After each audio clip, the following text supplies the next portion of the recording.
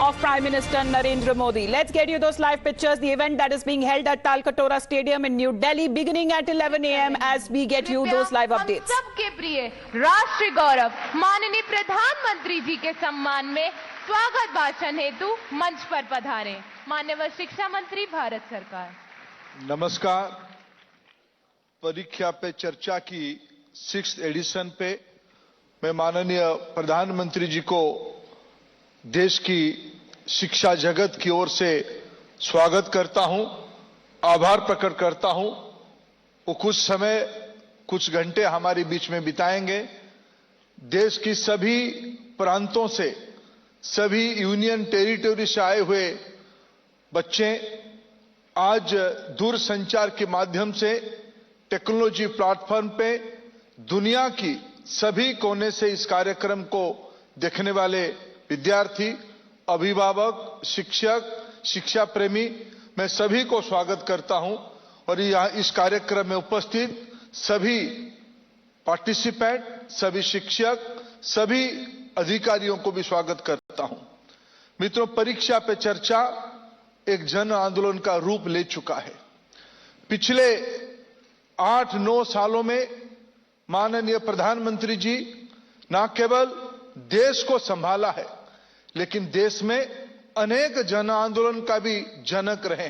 वो स्वच्छ भारत हो, वो परीक्षा पे चर्चा हो, या देश की नौजवानों के अंदर एक नई स्फूर्ति उत्पन्न करने की बात हो। परीक्षा पे चर्चा विद्यार्थी, अभिभावक, शिक्षक और समाज की जो प्रेशर रहती है, जो चुनौती रहती है कोमलमती बच्चे के ऊपर, उसको समझते हुए प्रधानमंत्री जी ने उस दुविधा को स्वयं हमारे बीच में आके समाधान देने के लिए एक अभिभावक के नाते, एक युग दृष्टा के नाते, एक समाज सुधारक के नाते आज हमारे बीच में उपस्थित है। यह आज एक सटीक जन आंदोलन की रूप ले चुका है। मित्रों, न केवल परीक्षा पे चर्चा, उन्होंने समय निकाल के अपने को खुद को विद्यार्थी बनाया, अपने को अभिभावक बनाया, अपने को शिक्षक बनाया। आज सही तरीके से हमारी संचालक ने कहा, देश की प्रख्यात शिक्षाविद, उन्होंने एग्जाम वॉरियर करके किताब लिखा है। इस बार तो उसकी नई संस्करण भी आ गई है और भारत की 13 भाषाओं में यह आज हम लोगों के सामने है। परीक्षा पे चर्चा भी एक नई प्रारूप बन चुका है। इस बार 23 जनवरी को नेताजी की जन्मदिन के अवसर पे देश भर की स्कूल विद्यार्थियों ने उस पे चित्रांकन की एक कंपटीशन में पार्टिसिपेट किया। मैं आप सभी को बधाई देता हूं एग्जाम वॉरियर के अंदर आपको प्रेरणा लेने के लिए। मित्रों, देश में राष्ट्रीय शिक्षा नीति भी लागू हो रहा है। परीक्षा पे चर्चा, एग्जाम वॉरियर, ये सहजता धीरे धीरे विद्यार्थियों को 21वीं सदी के लिए तैयार करने के लिए प्रधानमंत्री जी की सपना है। भारत की विद्यार्थी न केवल भारत की विषयों के बारे में चिंता करे, लाइव जैसे जन आंदोलन को विश्व में प्रधानमंत्री जी ने शुरू किया। पर्यावरण, विश्व की अर्थनीति, विश्व में टेक्नोलॉजी, ये भारत की बच्चों के द्वारा निर्मित होकर दुनिया की समस्या की समाधान बने, इसी अपेक्षा एनईपी में माननीय प्रधानमंत्री जी ने रखा है। परीक्षा पे चर्चा, एग्जाम वॉरियर, एनईपी, ये एक सिक्के की अनेक पहलू है। मैं ऐसे ही एक भव्य कार्यक्रम में हम सभी लोग एकत्रित हुए हैं। इस कार्यक्रम में कुछ समय प्रधानमंत्री बच्चों के साथ, देश की बच्चों के साथ खुद कुछ समय बिताएं। मैं माननीय प्रधानमंत्री जी को मंच पे सादर आमंत्रित करता हूं।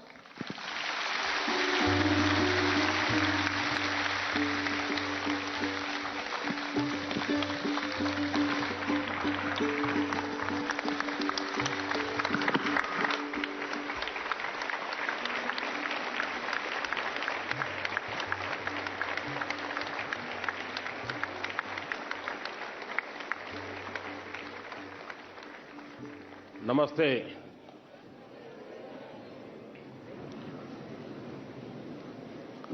शायद इतनी ठंड में पहली बार परीक्षा पे चर्चा हो रही है। आमतौर पर फरवरी में करते हैं, लेकिन अब विचार आया कि आप सबको 26 जनवरी का भी लाभ मिले। फायदा उठाया ना जो बाहर के हैं, उन्होंने गए थे कर्तव्य पथ पे, कैसा लगा? बहुत अच्छा लगा। अच्छा, घर जाके क्या बताएंगे? कुछ नहीं बताएंगे। अच्छा साथियों, समय ज्यादा लेता नहीं हूं मैं, लेकिन मैं इतना जरूर कहूंगा कि परीक्षा पे चर्चा मेरी भी परीक्षा है।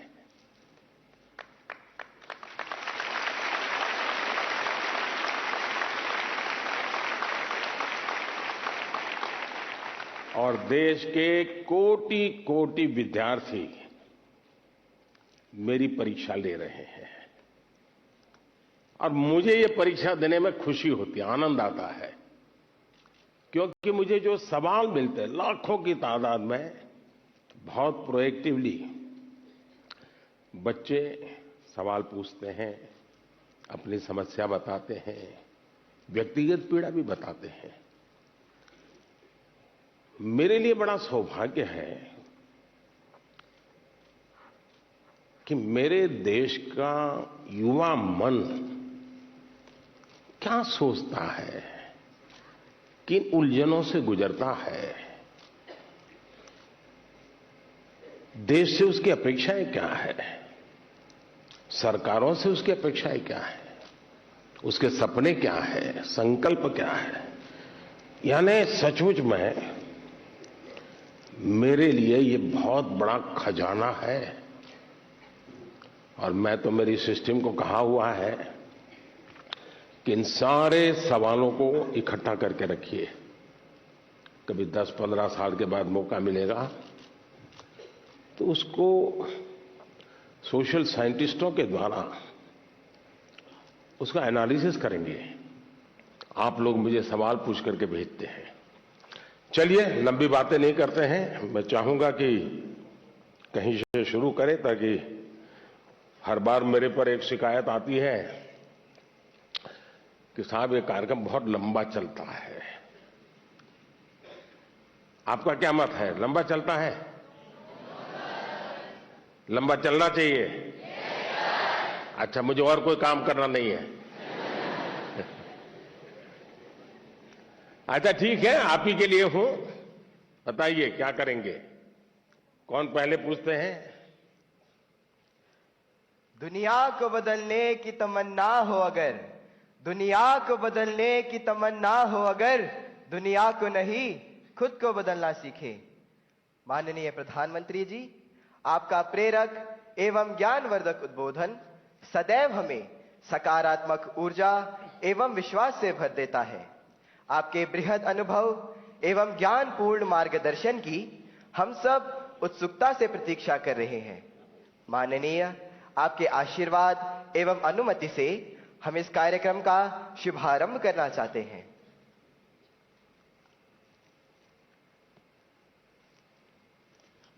धन्यवाद मान्यवर।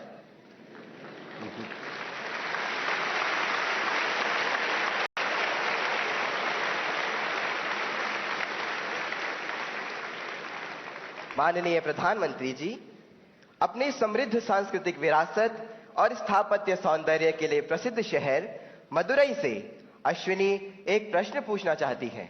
अश्विनी, कृपया अपना प्रश्न पूछिए। Honorable Prime Minister Sir, Namaskar. My name is Ashwini. I am a student of Kendra Vidyalaya number 2 Madurai, Tamil Nadu. My question to you sir is, how do I deal with my family disappointment if my results are not good? What if I don't get the marks I am expecting? Being a good student is also not an easy job. Expectations of others become so high that the person who's giving exam gets so much stressed and they go into depression. Nowadays, it is common for students to cut their hands and become irritated, and there is no one they could trust with their feelings. Kindly guide me on this. Thank you, sir. धन्यवाद Ashwini. Honorable Prime Minister, sir. Navtesh Dagur hails from the heart of India's capital, Delhi, the imperial seat of several empires, with its charming blend of a grand medieval history and amazing architectural style. Navtesh is seated in the hall and wishes to discuss an identical issue through his question. Navtesh, please ask your question. Good morning, Honorable Prime Minister, sir. I am Navtesh Jagur of Kendriya Vidyalaya, Pitampura, Delhi region. Sir, my question to you is, how do I deal with my family's situation when my results are not good? Kindly guide me, sir. Thank you very much. Thank you Navdesh. माननीय प्रधानमंत्री जी, संसार को शांति और करुणा का संदेश देने वाले भगवान बुद्ध, गुरु गोविंद सिंह तथा वर्धमान महावीर की जन्मभूमि प्राचीन नगर पटना से प्रियंका कुमारी कुछ इसी प्रकार की समस्या से जूझ रही हैं और आपका मार्गदर्शन चाहती हैं. प्रियंका, कृपया अपना प्रश्न पूछिए. नमस्ते माननीय प्रधानमंत्री जी, मेरा नाम प्रियंका कुमारी है. मैं रवीन बालिका +2 विद्यालय से राजेंद्र नगर पटना से 11वीं की छात्रा हूँ. मेरा प्रश्न यह है कि मेरे परिवार में सब अच्छे नंबर से पास हुए हैं. मुझे भी अच्छा नंबर लाना है. इसके लिए मैं तनाव में चली गई हूँ. इसके लिए आप मुझे मार्गदर्शन दें. धन्यवाद. धन्यवाद प्रियंका. माननीय प्रधानमंत्री जी, अश्विनी, नवतेश एवं प्रियंका यह महसूस करते हैं कि यह महत्वपूर्ण मुद्दा कई छात्रों को प्रभावित करता है और इसे हल करने के लिए आपका मार्गदर्शन चाहते हैं. अश्विनी, आप क्रिकेट खेलती हैं क्या? क्रिकेट में गूगली बॉल होता है.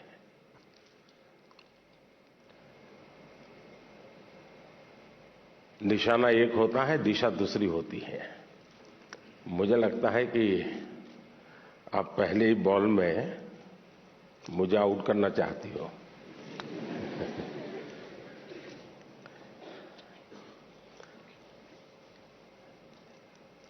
अगर परिवार के लोगों के आपके से बहुत अपेक्षाएं होना बहुत स्वाभाविक है और उसमें कुछ गलत भी नहीं है. लेकिन अगर परिवार के लोग अपेक्षाएं सोशल स्टेटस के कारण कर रहे हैं तो वो चिंता का विषय है. उनका सोशल स्टेटस का उन पर इतना दबाव होता है, उनके मन पे इतना प्रभाव होता है कि उनको लगता है कि जब सोसाइटी में जाएंगे तो बच्चों के लिए क्या बताएंगे. अगर बच्चे वीक हैं तो कैसे उनके सामने चर्चा करेंगे. और कभी कभी मां बाप भी आपकी क्षमता को जानने के बावजूद भी अपने सोशल स्टेटस के कारण अपने आसपास के साथियों दोस्तों में क्लब में जाते हैं, सोसाइटी में जाते हैं, कभी तालाब में कपड़े धोए जाते हैं, बैठते हैं, बातें करते हैं, बच्चों की बातें निकलती हैं. फिर उनको एक इंफीरियरिटी कॉम्प्लेक्स आता है और इसलिए बाहर बहुत बड़ी बड़ी बातें बता देते हैं अपने बच्चों के लिए और फिर धीरे धीरे वो इंटरनलाइज कर लेते हैं और फिर घर में आकर के भी वही अपेक्षाएं करते हैं. और समाज जीवन में ये सहज प्रवृत्ति बनी हुई है.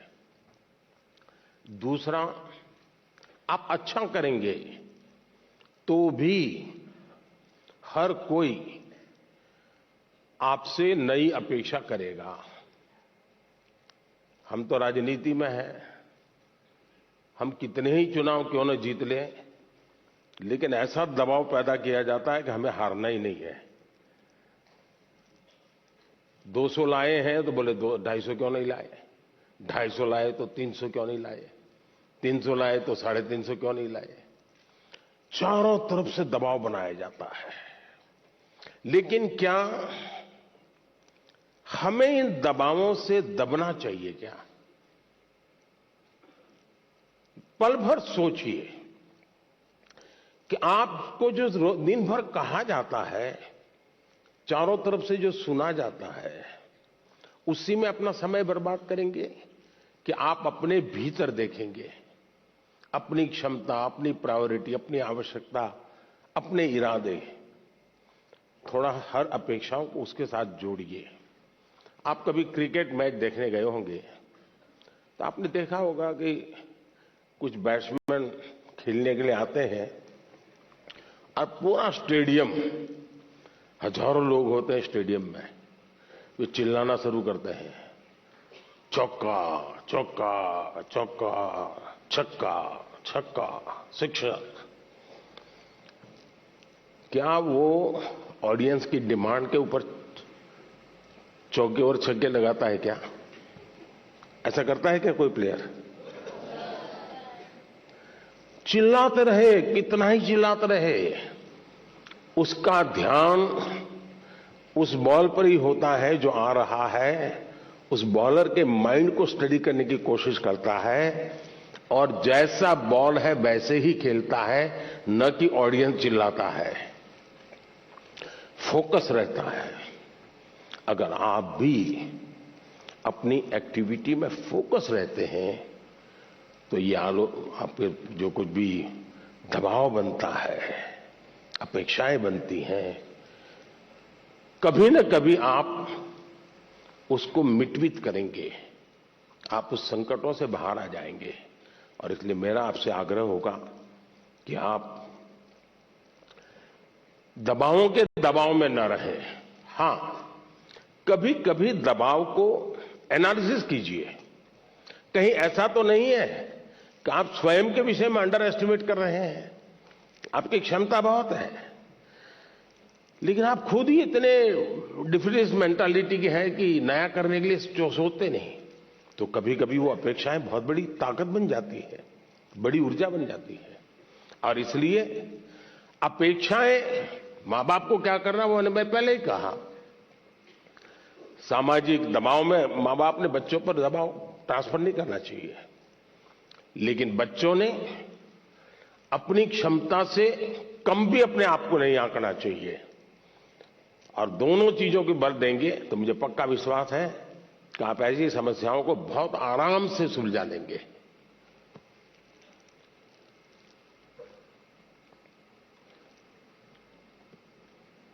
कहां गए एंकर?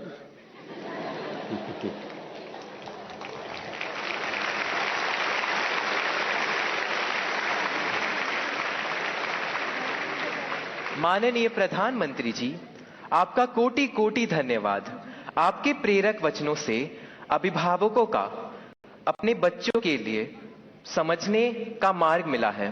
मान्यवर के दबाव में न रहें, हम गांठ बांधकर परीक्षा में उत्साह बनाए रखेंगे। आपका धन्यवाद। माननीय प्रधानमंत्री जी, चंबा प्रकृति के अनछुए सौंदर्य को समेटे भारत के पेरिस के रूप में प्रसिद्ध पर्वतीय नगर है। चंबा हिमाचल प्रदेश से आरुषि ठाकुर आभासी माध्यम से हमसे जुड़ रही हैं। आरुषि, कृपया अपना प्रश्न पूछें। माननीय प्रधानमंत्री जी, नमस्कार। मेरा नाम आरुषि ठाकुर है और मैं केंद्रीय विद्यालय बनीखेत ढलौजी, जिला चंबा की कक्षा 11वीं की छात्रा हूं। माननीय, मेरा आपसे यह प्रश्न है कि परीक्षा के दौरान जो बात मुझे सबसे ज्यादा परेशान करती है वह यह है कि मैं पढ़ाई कहां से शुरू करूं। मुझे हमेशा लगता है कि मैं सब कुछ भूल गई हूं और मैं इसी के ही बारे में सोचती रहती हूं, जो मुझे काफी तनाव देता है। कृपया कर मार्गदर्शन कीजिए। धन्यवाद सर। धन्यवाद आरुषि। माननीय प्रधानमंत्री जी, भारत में धान का कटोरा के नाम से प्रसिद्ध राज्य छत्तीसगढ़ की राजधानी है रायपुर। रायपुर की अदिति दीवान इसी समस्या पर अपनी मन की जिज्ञासा का समाधान चाहती है। अदिति, अपना प्रश्न पूछिए। माननीय प्रधानमंत्री जी, नमस्कार। मेरा नाम अदिति दीवान है और मैं कृष्णा पब्लिक स्कूल रायपुर छत्तीसगढ़ में कक्षा 12वीं की छात्रा हूँ। मेरा आपसे यह प्रश्न है कि मैं इस बात को लेकर चिंतित रहती हूँ कि मुझे बहुत कुछ करना है, लेकिन अंतिम तक मैं कुछ भी नहीं कर पाती हूँ। क्योंकि मेरे पास बहुत सारे कार्य होते हैं।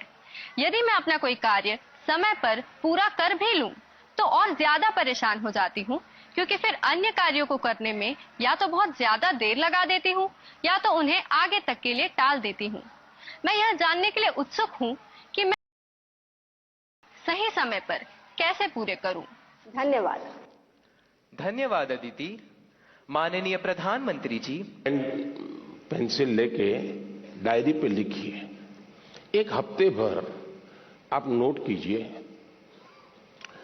कि आप अपना समय कहां बिताते हैं। अगर पढ़ाई भी करते हैं तो कितना समय किस विषय को देते हैं, और उसमें भी शॉर्टकट ढूंढते हैं कि बेसिक में जाते हैं, बारीकियों में जाते हैं।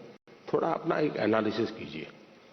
मैं पक्का मानता हूं कि आपको ध्यान में आएगा कि आप जो आपकी पसंद की चीजें हैं उसी में सबसे ज्यादा समय लगाते हैं और उसी में खोए रहते हैं। फिर 3 विषय ऐसे हैं जो कम पसंद है लेकिन जरूरी है, वो फिर आपको बोझ लगेगा। मैंने 2-2 घंटे मेहनत की लेकिन ये तो हुआ नहीं।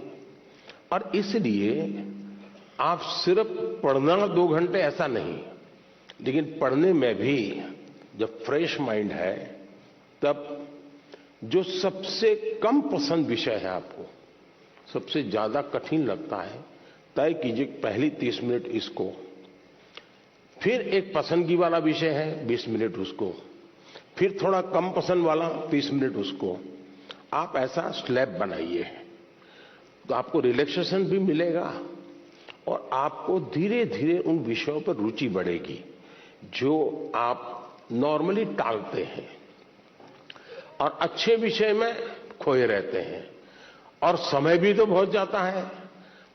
आपने देखा होगा, आप में से जो लोग पतंग जगाते होंगे, मुझे तो बचपन में बहुत शौक था। पतंग की जो माजा होता है, धागा होता है, वो कभी एक दूसरे में उलझ जाकर के एकदम से बड़ा गुच्छा बन जाता है। अब बुद्धिमान इंसान क्या करेगा? यूं यूं खींचेगा क्या? ताकत लगाएगा क्या? ऐसा नहीं करेगा। वो धीरे से एक एक तार को पकड़ने की कोशिश करेगा कि खुलने का रास्ता कहां है, और फिर धीरे धीरे धीरे खोलेगा तो इतना बड़ा गुच्छा भी आराम से खुल जाएगा और सारा माजा, सारा धागा एक जैसी जरूरत है वैसा उसके हाथ लग जाएगा। हमें भी उस पर जोर जबरदस्ती नहीं करनी है, आराम से सॉल्यूशन निकालना है। और अगर आराम से सॉल्यूशन निकालेंगे तो मुझे पक्का विश्वास है कि आप उसको बड़े ढंग से करेंगे। दूसरा, आपने कभी घर में अपनी मां के काम को ऑब्जर्व किया है क्या? यूं तो आपको अच्छा लगता है कि जैसे स्कूल से आए तो मां ने सब रेडी करके रखा था, सुबह स्कूल जाना था तो मां ने सब तैयार करके रख दिया था। लगता तो बहुत अच्छा है, लेकिन क्या कभी ऑब्जर्व किया है कि मां का टाइम मैनेजमेंट कितना बढ़िया है? उसको पता है सुबह ये है तो मुझे 6 बजे ये करना पड़ेगा, 6:30 बजे ये करना पड़ेगा, उसको 9 बजे जाना है तो ये करना पड़ेगा, वो 10 बजे घर आएगा तो ये करना पड़ेगा। यानी इतना परफेक्ट टाइम मैनेजमेंट मां का होता है। और जबकि काम सबसे ज्यादा मां करती रहती है, लेकिन किसी काम में उसको बोझ अनुभव नहीं होता है। थक गई, बहुत काम है, बहुत ज्यादा, ऐसा नहीं करती। क्यों? उसे मालूम है कि मुझे इतने घंटे में ये तो करना है। और जब एक्स्ट्रा टाइम मिलता है कभी वो चुप नहीं बैठती, कुछ न कुछ अपना क्रिएटिव एक्टिविटी करती रहती है। सुई धागा लेके बैठ जाएगी, कुछ तो करती रहेगी। रिलैक्स करने के लिए भी उसने व्यवस्था रखती है। अगर मां की गतिविधि को ढंग से ऑब्जर्व करोगे तो भी आपको एज ए स्टूडेंट अपना टाइम मैनेजमेंट का महत्व क्या होता है, और टाइम मैनेजमेंट ने 2 घंटे, 4 घंटे, 3 घंटे ये नहीं, माइक्रो मैनेजमेंट चाहिए। किस विषय को कितना टाइम देना है, किस काम को कितना टाइम देना है, और इतना बंधन भी नहीं डालने हैं कि बस 6 दिन तक ये करूंगा ही नहीं क्योंकि मुझे पढ़ना है, फिर तो आप थक जाओगे। आप ढंग से उसको डिस्ट्रीब्यूट कीजिए समय को, जरूर आपको लाभ होगा। धन्यवाद।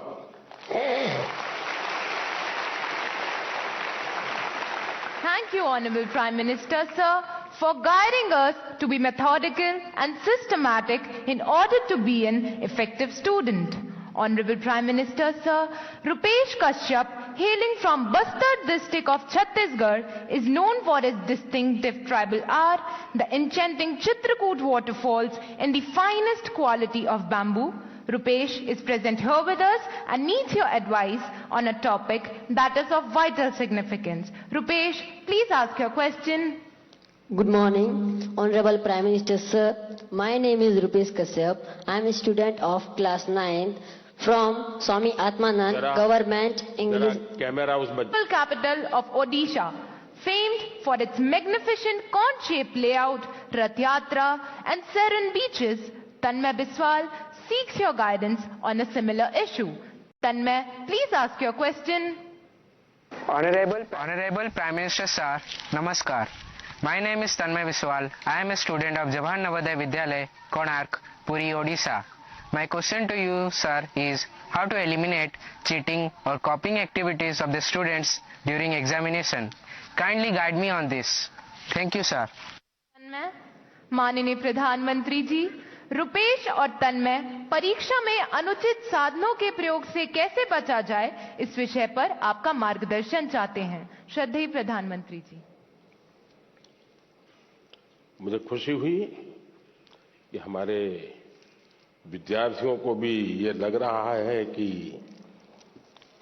परीक्षा में जो गलत प्रैक्टिसेस होती हैं, माल प्रैक्टिसेस होती हैं,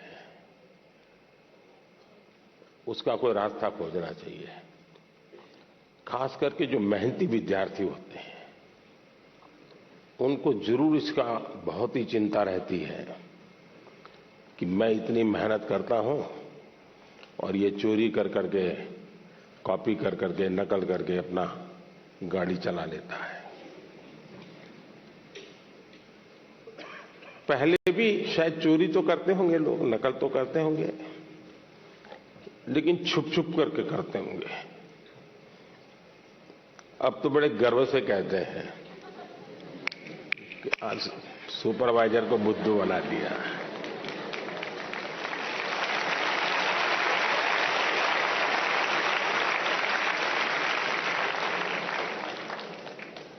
ये जो मूल्यों में बदलाव आया है वो बहुत खतरनाक है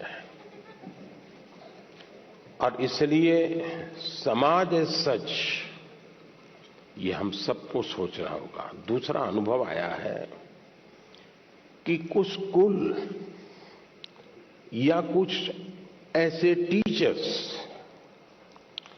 जो ट्यूशन क्लासेस चलाते हैं, उनको भी लगता है कि मेरा स्टूडेंट अच्छे तरह से निकल जाए क्योंकि मैंने उसके माँ बाप से पैसे लिए हैं, कोचिंग करता था, तो वे भी उसको गाइड करते हैं, मदद करते हैं नकल करने के लिए। करते हैं ना? ऐसे टीचर होते हैं ना? नहीं होते? तो बोलिए ना। हाँ। और उसके कारण भी दूसरा मैंने देखा है कि कुछ स्टूडेंट्स पढ़ने में तो टाइम नहीं लगाते, लेकिन नकल करने के तरीके ढूंढने में बड़े क्रिएटिव होते हैं।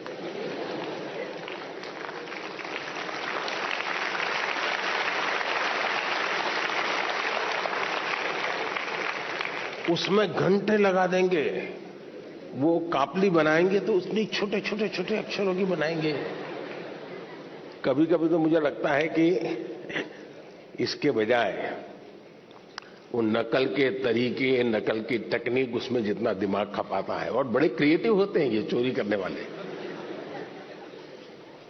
इसके बजाय अगर उतना ही समय उसी क्रिएटिविटी को, टैलेंट को सीखने में लगा देता तो शायद वो अच्छा कर पाता।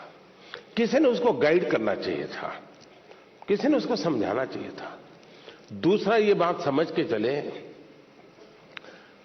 अब जिंदगी बहुत बदल चुकी है, जगत बहुत बदल चुका है और इसलिए ये बहुत आवश्यक है कि एक एग्जाम से निकले मतलब जिंदगी निकल गई, ये संभव नहीं है जी। आज आपको डगर डगर हर जगह पे कोई इनको एग्जाम देनी पड़ती है। कितनी जगह पे नकल करोगे जी? और इसलिए जो नकल करने वाला है वो शायद एक आध दो एग्जाम को तो निकल जाएगा, लेकिन जिंदगी कभी पार नहीं कर पाएगा।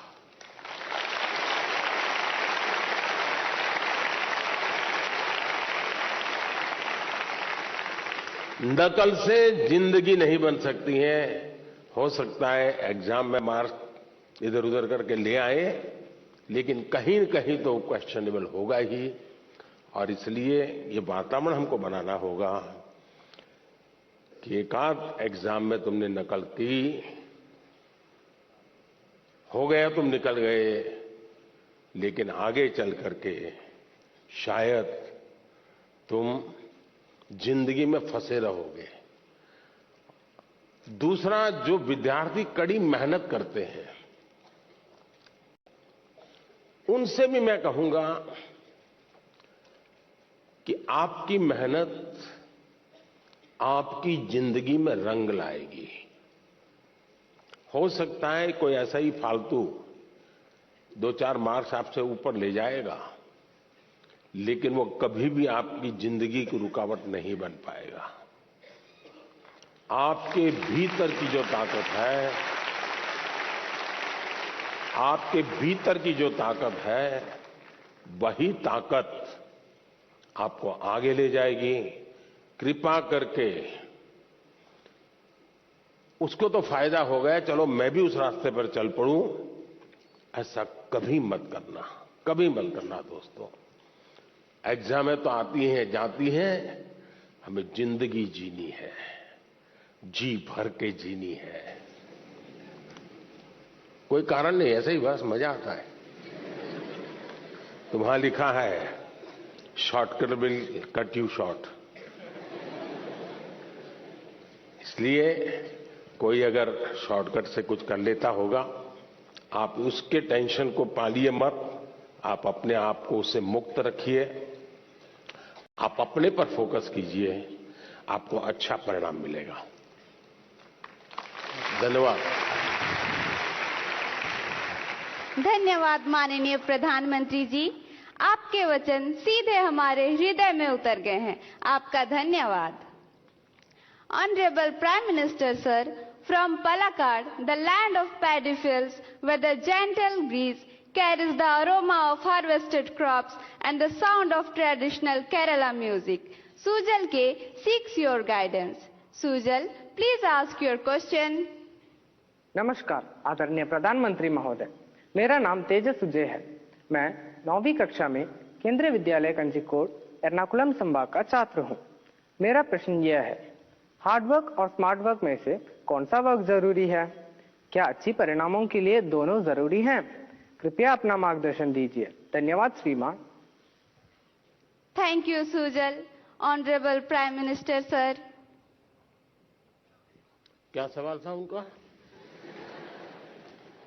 क्या पूछ रहे थे? सर, हार्ड वर्क के बारे। हार्ड वर्क और स्मार्ट वर्क। हार्ड वर्क और smart work. Thank you sir.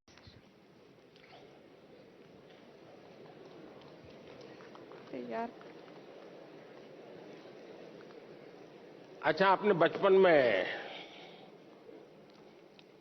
एक कथा पढ़ी होगी, सबने जरूर पढ़ी होगी, और इससे आप अंदाज लगा सकते हैं कि स्मार्ट वर्क क्या होता है और हार्ड वर्क क्या होता है। हम बचपन में थे तो एक कथा सुना पढ़ाते थे कि एक घड़े में पानी था, पानी जरा गहरा था और एक कौवा पानी पीना चाहता था, लेकिन अंदर वो पहुंच नहीं पाता था। तो उस कौवे ने छोटे छोटे कंकर उठा करके उस घड़े में डाले और धीरे धीरे पानी ऊपर आया और फिर उसने आराम से पानी पिया। सुना है ये कथा? अब इसको आप क्या कहेंगे, हार्ड वर्क कहेंगे कि स्मार्ट वर्क कहेंगे?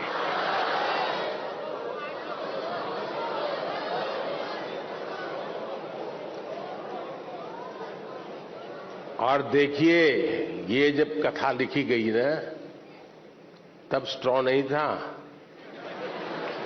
वरना एक कौवा बाजार में जाके स्ट्रॉ लेके आता। देखिए,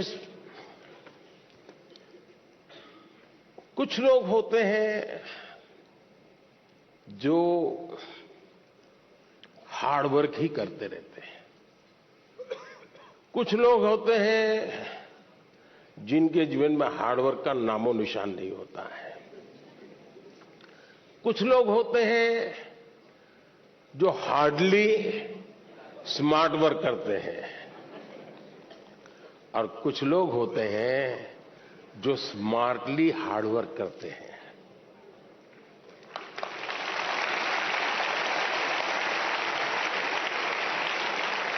और इसलिए कौवा भी हमें सिखा रहा है कि स्मार्टली हार्ड वर्क कैसे करना। और इसलिए हमें हर काम को, पहले काम को बारीकी से समझिए। कुछ लोग हो गए, आपने देखा होगा कि चीजों को समझने के बजाय सीधा ही अपनी बुद्धि अपनाना शुरू कर देते हैं, फिर ढेर सारी मेहनत करे, परिणाम मिलता ही नहीं है। मुझे याद है, मैं बहुत पहले ट्राइबल बेल्ट में काम करता था, तो मुझे काफी इंटीरियर में जाना था। तो किसी ने हमें, उस जमाने की जो पुरानी जीप होती थी, उसने व्यवस्था की कि आप उसको लेके जाइए। अब सुबह हम कोई 5:30 बजे निकलने वाले थे, लेकिन हमारी जीप चली नहीं रही थी। हम अब ढेर सारी कोशिश की, धक्के मारे, ये किया, दुनिया भर का हार्ड वर्क किया, लेकिन हमारी जीप नहीं चली। 7, 7:30 बज गए तो एक मैकेनिक को बुलाया। अब मैकेनिक ने मुश्किल से 2 मिनट लगाया होगा, और 2 मिनट में उसने ठीक कर दिया। और फिर वो कहे, साहब 200 रुपये देने पड़ेंगे। मैं कहा, यार 2 मिनट का 200 रुपया? बोले, साहब ये 2 मिनट का 200 रुपया नहीं है, ये 50 साल के अनुभव का 200 रुपया है।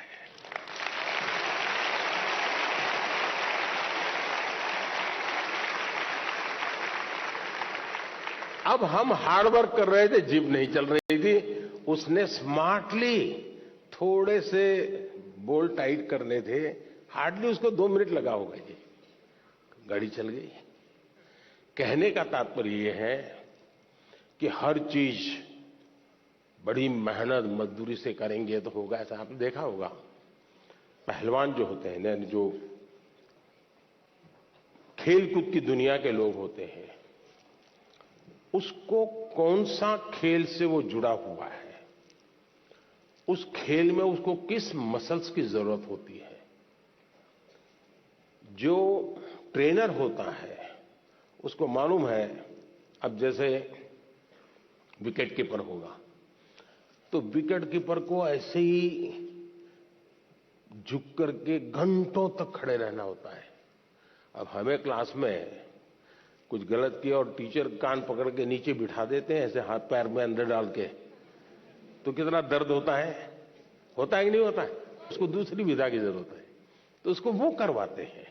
और इसलिए हमें भी जिस चीज पे जरूरत है वहीं फोकस करना चाहिए जो हमारे लिए उपयोगी है।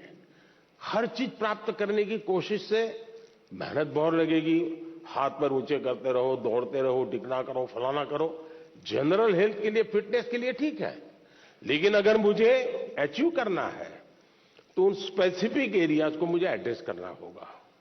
और ये जिसको समझ होती है वो परिणाम भी देता है। अगर बॉलर है और उसके ये मसल्स ठीक नहीं है तो कहां बॉलिंग कर पाएगा, कितनी ओवर कर पाएगा? जो लोग वेट लिफ्टिंग करते हैं उनके अलग प्रकार के मसल्स को मजबूत करना होता है। हार्ड वर्क तो वो भी करते हैं, लेकिन वो स्मार्टली हार्ड वर्क करते हैं, और स्मार्टली हार्ड वर्क करते हैं तब जाकर के परिणाम मिलता है। बहुत बहुत धन्यवाद। Thank you, Honorable Prime Minister, sir, for your insightful guidance on choosing consistent hard work in our lives. माननीय प्रधानमंत्री जी, गुरु द्रोणाचार्य के नाम से विख्यात साइबर सिटी हरियाणा के प्रसिद्ध औद्योगिक नगर गुरुग्राम की छात्रा जोविता पात्रा सभागार में उपस्थित है और आपसे प्रश्न पूछना चाहती है। जोविता, कृपया अपना प्रश्न पूछें। Namaskar, Honorable Prime Minister Sir. My name is Jovita Patra and I am a student of class 10th of Jawahar Navodaya Vidyalaya. धन्यवाद जोविता। माननीय प्रधानमंत्री जी, जोविता पात्रा एक एवरेज स्टूडेंट आपसे एग्जाम में कैसे बेहतर करे इसके बारे में आपसे मार्गदर्शन चाहते हैं। कृपया उनका मार्गदर्शन करें। माननीय प्रधानमंत्री जी। सबसे पहले तो मैं आपको बधाई देता हूं कि आपको पता है कि आप एवरेज हैं।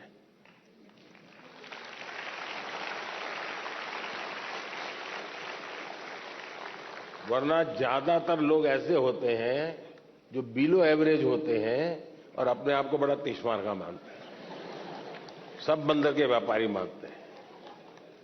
तो मैं सबसे पहले आपको और आपके माता पिता जी को भी बधाई देता हूं। एक बार आपने इस सत्य को स्वीकार कर लिया कि हां भाई मेरी एक क्षमता है, मेरी स्थिति है, मुझे अब इसके अनुकूल चीजों को ढूंढना होगा। मुझे बहुत बड़े तीसमारखा बनने की जरूरत नहीं है। हम अपने सामर्थ्य को जिस दिन जानते हैं ना, तो हम सबसे बड़े सामर्थ्यवान बन जाते हैं। जो लोग खुद के सामर्थ्य को नहीं जानते हैं, उनको सामर्थ्यवान बनने में बहुत सारी रुकावटें आती हैं। इसलिए इस स्थिति को जानना, ये अपने आप में ईश्वर ने आपको शक्ति दी है, आपके टीचर्स ने शक्ति दी है, आपके परिवार ने शक्ति दी है। और मैं तो चाहूंगा हर मां बाप से आप बच्चों का सही मूल्यांकन कीजिए। उनको उनके अंदर हीन भावना पैदा होने मत दीजिए, लेकिन सही मूल्यांकन कीजिए।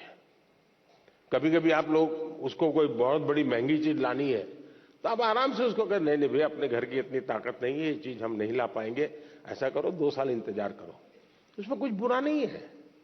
अगर आप घर की स्थिति के संबंध में बच्चे से एनालिसिस करते हैं तो उसमें कुछ बुरा नहीं है। और इसलिए हम एक सामान्य स्तर के व्यक्ति हैं और ज्यादातर लोग सामान्य स्तर के ही होते हैं जी। एक्स्ट्रा ऑर्डिनरी बहुत कम लोग होते हैं जी।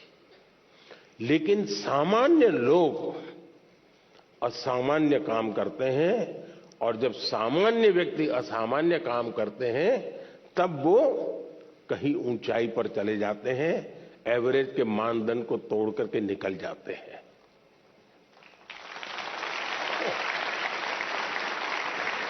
और इसलिए हमें कभी भी ये सोचना है। दुनिया में आप देखिए, ज्यादातर जो लोग सफल हुए हैं वो क्या है जी? वो किसी जमाने में एवरेज लोग थे जी, असामान्य काम करके आए हैं, बहुत बड़ा परिणाम लेके आए हैं। अब आपने देखा होगा इन दिनों दुनिया में पूरे विश्व की आर्थिक स्थितियों की चर्चा हो रही है। कौन देश कितना आगे गया, किसकी आर्थिक स्थिति कैसी है। और कोरोना के बाद तो ये बड़ा मानदंड बन गया है। और ऐसा तो नहीं है कि दुनिया के पास अर्थवेत्ताओं की कमी है। बड़े बड़े नोबेल प्राइज विनर हैं जो गाइड कर सकते हैं। कि ऐसा करने से आर्थिक स्थिति ऐसी बनेगी, ऐसा करने से ऐसी आर्थिक स्थिति, कोई कमी नहीं है। ज्ञान का प्रवाह बांटने वाले तो आशा की किरण के रूप में देखा जा रहा है।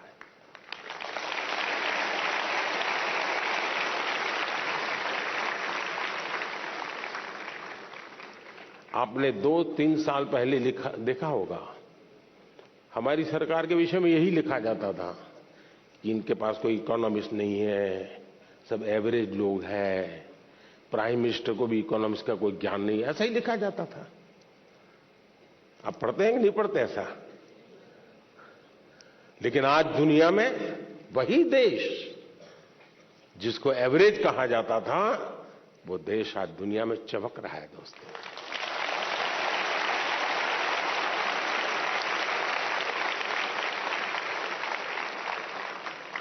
और इसलिए हम इस प्रेशर में न रहे दोस्तों कि आप एक्स्ट्रा ऑर्डिनरी नहीं है, और दूसरी बात, आप एवरेज भी होंगे, आपके भीतर कुछ न कुछ तो एक्स्ट्रा ऑर्डिनरी होगा ही होगा। और जो एक्स्ट्रा ऑर्डिनरी है उनके भीतर भी कुछ न कुछ एवरेज होगा। हर एक के पास ईश्वर ने एक अभूतपूर्व क्षमता दी होती है, बस आपको उसको पहचानना है, उसको खाद पानी डालना है, आप बहुत तेजी से आके निकल जाएंगे, ये मेरा विश्वास है। धन्यवाद। Thank you, Honorable Prime Minister, sir, for your wonderful encouragement to make many students and Indians feel valued and cherished. Honorable Prime Minister, sir, मन्नत छात्रा हूँ। मेरा आपसे प्रश्न यह है कि जब मैं अपने आप को आप जैसे प्रतिष्ठित स्थान पर रखकर कल्पना करती हूँ, जहाँ भारत जैसे देश को चलाना, जहाँ इतनी बड़ी जनसंख्या है और जहाँ अपनी राय रखने वालों की बहुतायत है, आपके बारे में नकारात्मक राय रखने वाले लोग भी हैं। क्या वह आपको प्रभावित करते हैं? यदि हाँ करते हैं, तो आप आत्मसंदेह की भावना से कैसे उभरते हैं? मैं इसमें आपसे मार्गदर्शन चाहती हूँ। धन्यवाद श्रीमान। Thank you, Mannat. Honorable Prime Minister, sir, Astami Sen resides in South Sikkim, an area famous for its tea gardens, breathtaking beauty, and tranquil, undisturbed, snow-clad Himalayas. She also requests your directions on identical matter that needs to be addressed. Astami, please ask your question. माननीय प्रधानमंत्री जी, नमस्कार। मेरा नाम अष्टमी सेन है। मैं कक्षा 11वीं की छात्रा डीएवी पब्लिक स्कूल रंगित नगर दक्षिण सिक्किम से हूँ। मेरा प्रश्न आपसे ये है कि जब विपक्ष और मीडिया आपकी आलोचना करते हैं तो आप कैसे इनका सामना करते हैं, जबकि मैं अपने अभिभावकों की शिकायतों एवं निराशाजनक बातों का सामना नहीं कर पाती हूँ। कृपया मेरा मार्गदर्शन कीजिए। धन्यवाद श्री। थैंक यू अष्टमी। माननीय प्रधानमंत्री जी, राष्ट्रपिता महात्मा गांधी, सरदार पटेल और स्वामी दयानंद सरस्वती जैसे महापुरुषों की जन्मभूमि गुजरात की कुमकुम प्रताप भाई सोलंकी आभासी माध्यम से जुड़ रही हैं और इसी तरह की दुविधा में हैं। कुमकुम आपसे मार्गदर्शन चाहती है। कुमकुम, कृपया अपना प्रश्न पूछें। Thank you Kumkum. Honourable prime minister sir, Akash Jarira lives in the Silicon Valley of India, Bengaluru, known for being a perfect gateway to a plethora of activities, both traditional and modern. Through his question, he seeks your advice on a somewhat similar matter that has been concerning him for a while. Akash, please ask your question. नमस्ते मोदी जी, मैं आकाश दरीरा 12वीं कक्षा Whitefield global school Bangalore से। मेरा आपसे यह प्रश्न है कि मेरी नानी जी कविता ए माखीजा मुझे हमेशा सलाह देती है आपसे सीखने के लिए कि आप कैसे विपक्ष के लगाए हुए हर आरोप, हर आलोचना को टॉनिक और अवसर के रूप में देखते हैं। आप ऐसे कैसे करते हैं मोदी जी? कृपया हम युवाओं को भी प्रेरणा दें ताकि हम जीवन के हर परीक्षा में सफल हो। धन्यवाद। थैंक यू आकाश। माननीय प्रधानमंत्री जी, आपका जीवन करोड़ों युवाओं का प्रेरक रहा है। मन्नत, अष्टमी, कुमकुम और आकाश जीवन में आने वाली चुनौतियों में कैसे सकारात्मक रहकर सफलता प्राप्त करें, इस विषय पर आपका अनुभव जानना चाहते हैं। कृपया मार्गदर्शन करें। माननीय प्रधानमंत्री जी। आप लोग एग्जाम देते हैं और घर आकर के जब परिवार के साथ या दोस्तों के साथ बैठते हैं, कभी टीचर से निकट नाता है तो उनसे बैठते हैं और कोई सवाल का जवाब ठीक नहीं आया तो आपका पहला रिएक्शन होता है ये आउट ऑफ सिलेबस था। यही होता है ना, तो ये भी आउट ऑफ सिलेबस है।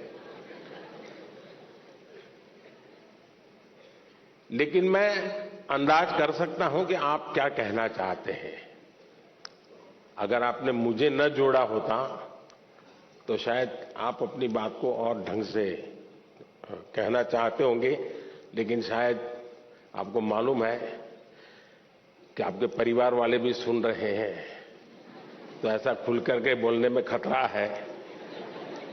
इसलिए बड़ी चतुराई से आपने मुझे अंदर लपेट लिया है। देखिए, जहां तक मेरा सवाल है,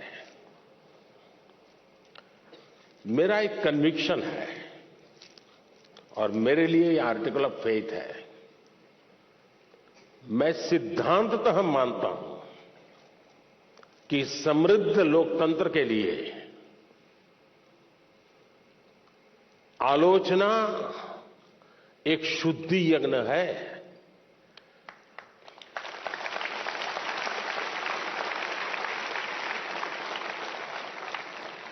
आलोचना ये समृद्ध लोकतंत्र की पूर्व शर्त है और इसलिए आपने देखा होगा टेक्नोलॉजी में ओपन सोर्स टेक्नोलॉजी होती है, मालूम है ना? ओपन सोर्स होता है, उसमें सब लोग अपनी अपनी चीजें डालते हैं और ओपन सोर्स टेक्नोलॉजी के माध्यम से ये अलाउ किया जाता है कि देखिए भी हमने ये किया है, हम यहां जाकर के अटके हैं, हो सकता है कुछ कमियां होगी, तो लोग उसके अंदर अपने अपने टेक्नोलॉजी को इंसर्ट करते हैं और काफी लोगों के प्रयास से खड़ी हुई है। इसका मतलब ये हुआ कि हर कोई चाहता है कि कमियां जो हो उससे मुक्ति का रास्ता कोई इंगित करे तो होगा ना। लेकिन कभी कभी क्या होता है,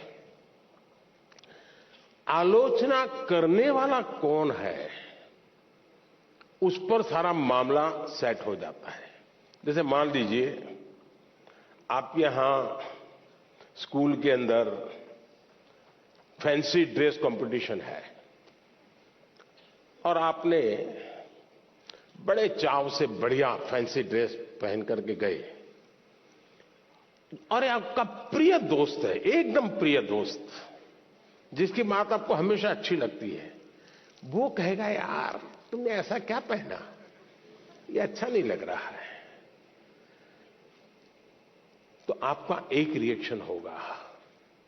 और एक स्टूडेंट है जो आपको थोड़ा कम पसंद है, नेगेटिव वाइब्रेशंस हमेशा आते हैं उसको देखते ही, आपको उसके बातें बिल्कुल पसंद नहीं है, वो कहेगा देखो ये क्या पहन के आया है, कैसे पहनते हैं क्या, तो आपका एक दूसरा रिएक्शन होगा। क्यों? जो अपना है वो कहता है तो आप उसको पॉजिटिव लेते हैं उस आलोचना को, लेकिन जो आपको पसंद नहीं है वो वही कह रहा है लेकिन आपको गुस्सा आता है, तू कौन होता है, मेरी मर्जी, ऐसा ही होता है ना।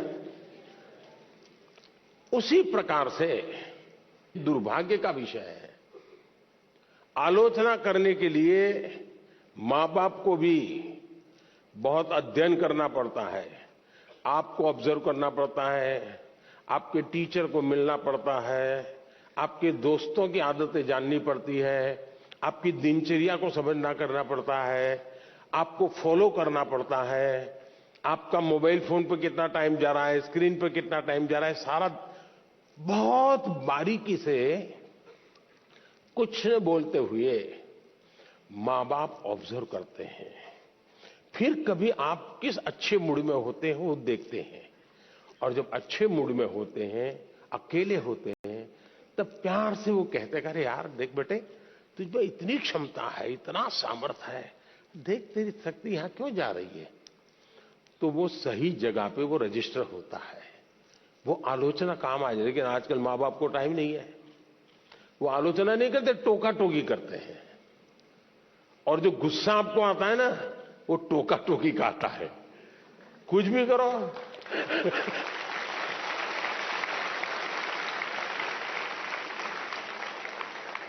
खाने पे बैठे हैं, कुछ भी कहेंगे, ये खाया तो भी कहेंगे, नहीं खाया तो भी कहेंगे, यही होता है ना। देखिए अब आपके माता पिताजी आपको पकड़ेंगे घर जाके क्या है। टोका टोकी जो है वो आलोचना नहीं है। अब मां बाप से मैं आग्रह करूंगा कि कृपा करके आप अपने बच्चों की भलाई के लिए ये टोका टोकी के चक्कर से बाहर निकलिए। उससे आप बच्चों की जिंदगी को मोल्ड नहीं कर सकते हैं। ऊपर से इतना मन से कुछ उस दिन अच्छे मूड में है, कुछ अच्छा करने के मूड में है, और आपने सुबह ही कुछ कह दिया, देख दूध ठंडा हो गया, तू दूध पीता नहीं है, शुरू कर दिया तू तो ऐसा ही है, फलाना देख कैसा करता है, तुरंत सुबह अपनी मां कहती है ऐसे दूध पी लेता है, फिर उसका दिमाग फटकता है, वो दिन भर का उसका काम है, बर्बाद हो जाता है। और इसलिए अब आप देखिए, हम लोग पार्लियामेंट में, कभी आप लोग पार्लियामेंट का डिबेट देखते होंगे, पार्लियामेंट का जो टीवी है,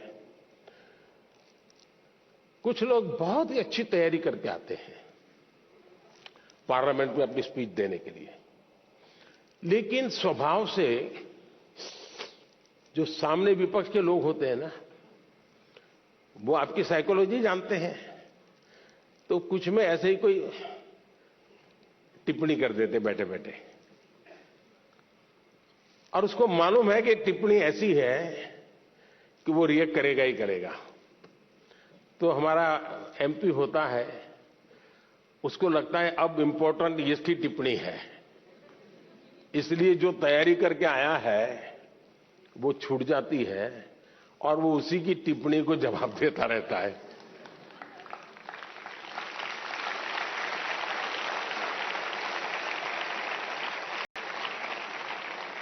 और अपना पूरी बर्बादी कर देता है।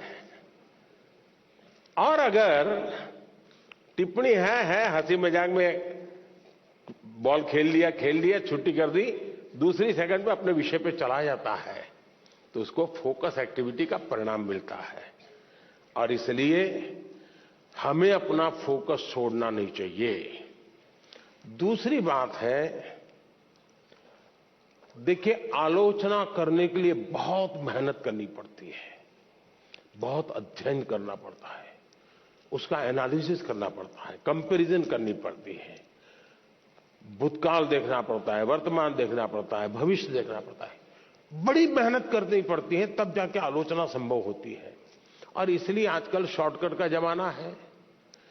ज्यादातर लोग आरोप करते हैं, आलोचना नहीं करते हैं। आरोप और आलोचना के बीच में बहुत बड़ी खाई है। हम आरोपों को आलोचना न समझे। आलोचना तो एक प्रकार से वो न्यूट्रिएंट है जो हमें समृद्ध करता है। आरोप वो चीजें हैं जिसको हमने आरोप लगाने वालों को गंभीरता से लेने की जरूरत नहीं है, समय बर्बाद की जरूरत नहीं है। लेकिन आलोचना को कभी लाइट नहीं लेना चाहिए, आलोचना को हमेशा मूल्यवान समझना चाहिए। वो हमारी जिंदगी को बनाने के लिए बहुत काम आती है। और अगर हम ईमानदार हैं, हमने प्रामाणिक सत्यनिष्ठा से काम किया है, समाज के लिए काम किया है, निश्चित मकसद के लिए काम किया है, तो आरोपों की बिल्कुल परवाह मत कीजिए दोस्तों। मैं समझता हूं आपकी एक बहुत बड़ी ताकत बन जाएगी। बहुत बहुत धन्यवाद।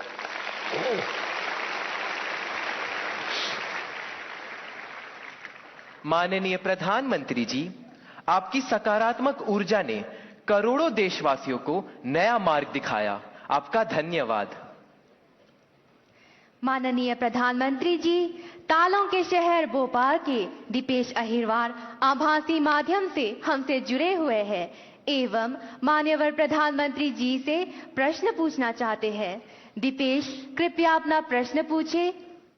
माननीय प्रधानमंत्री जी नमस्कार, मेरा नाम दीपेश अहिरवार है। मैं शासकीय उच्चतर माध्यमिक विद्यालय अहमदाबाद भोपाल का कक्षा 10वीं का छात्र हूँ।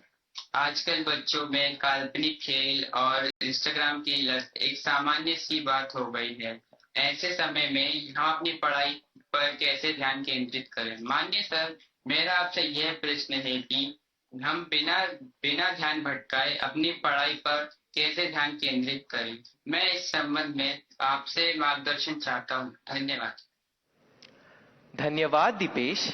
माननीय प्रधानमंत्री जी, अदिताभ गुप्ता का प्रश्न इंडिया टीवी द्वारा चुना गया है। अदिताभ हमसे आभासी माध्यम से जुड़े रहे हैं। अदिताभ, अपना प्रश्न पूछिए। मेरा नाम अदिताभ गुप्ता है। मैं 10th क्लास में पढ़ता हूँ। जैसे कि टेक्नोलॉजी बढ़ती जा रही है, वैसे भी हमारी डिस्ट्रैक्शन जो है वो और ज़्यादा बढ़ती जा रही है। हमारा फोकस पढ़ाई पे कम होता है और सोशल मीडिया पे ज़्यादा होता है। तो मेरा आपसे ये सवाल है कि हम पढ़ाई पे कैसे फोकस करें और सोशल मीडिया पे कम करें, क्योंकि आपके टाइम पे इतनी ज़्यादा डिस्ट्रैक्शंस नहीं होती थी जितनी अभी हमारे टाइम पे है।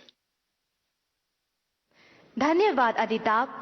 Honorable Prime Minister Sir, the next question comes from Kamakshi Rai on a subject that is central to many students. Her question has been selected by Republic TV. Kamakshi, please ask your question.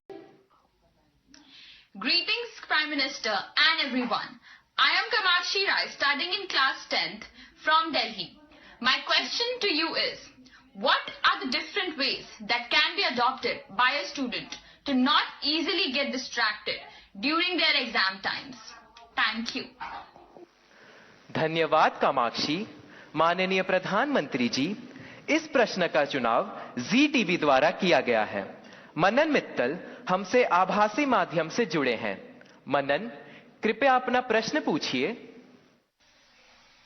नमस्ते प्रधानमंत्री जी, मैं मनन Mittal DPS Bangalore south से बोल रहा हूँ। मुझे आपसे एक प्रश्न है। ऑनलाइन पढ़ाई करते वक्त बहुत सारे डिस्ट्रैक्शंस होते हैं, जैसे कि ऑनलाइन गेमिंग वगैरह वगैरह। हम इससे कैसे बचें? ये स्टूडेंट है क्या?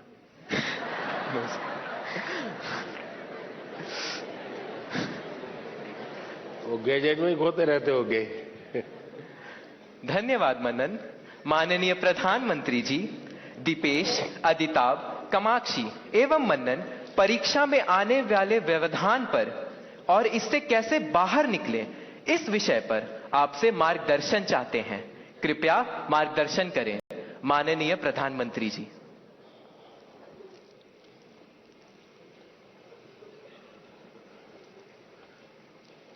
सबसे पहले तो निर्णय ये करना है कि आप स्मार्ट हैं कि गैजेट स्मार्ट है।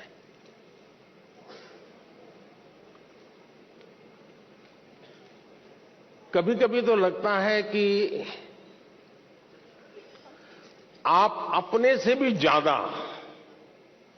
गैजेट्स को ज्यादा स्मार्ट मान लेते हैं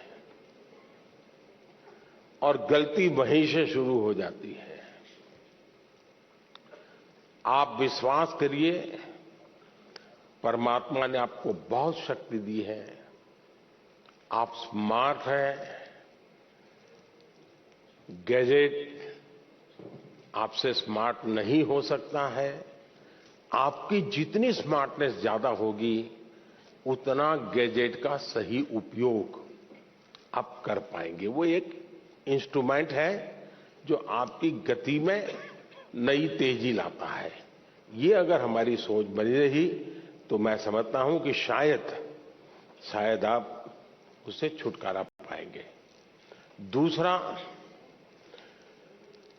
देश के लिए बहुत बड़ी चिंता का विषय है जी। मुझे कोई बता रहा था कि भारत में एवरेज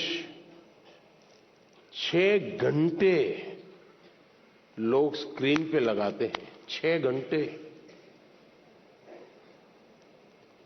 अब जो इसका बिजनेस करते हैं उनके लिए तो खुशी की बात है। जब मोबाइल फोन से आप लोग कोई रील देखते नहीं है? नहीं देखते हैं ना? तो फिर शर्माते क्यों हो, बताओ ना। निकलते हैं कि बाहर अंदर से? देखिए, हमारी क्रिएटिव उम्र और हमारी क्रिएटिविटी का सामर्थ्य अगर एवरेज हिंदुस्तान में 6 घंटे स्क्रीन पर जाए तो ये बहुत चिंता का विषय है। एक प्रकार से गैजेट हमें गुलाम बना देता है। हम उसके गुलाम बनकर के जी नहीं सकते हैं।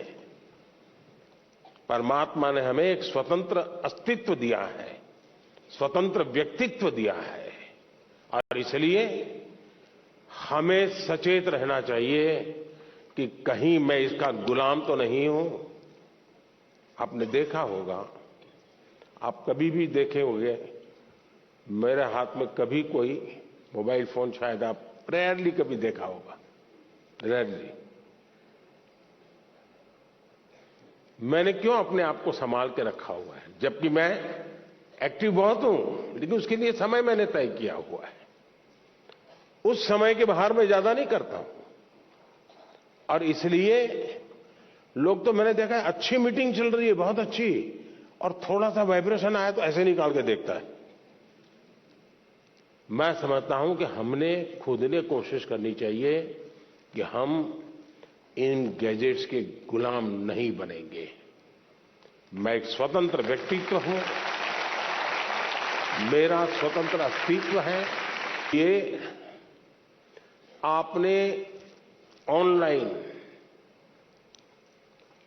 डोसा बनाने की बढ़िया रेसिपी पढ़ ली, घंटा लगा दिया, कौन कौन से इंग्रेडिएंट्स होते हैं वो भी कर लिया।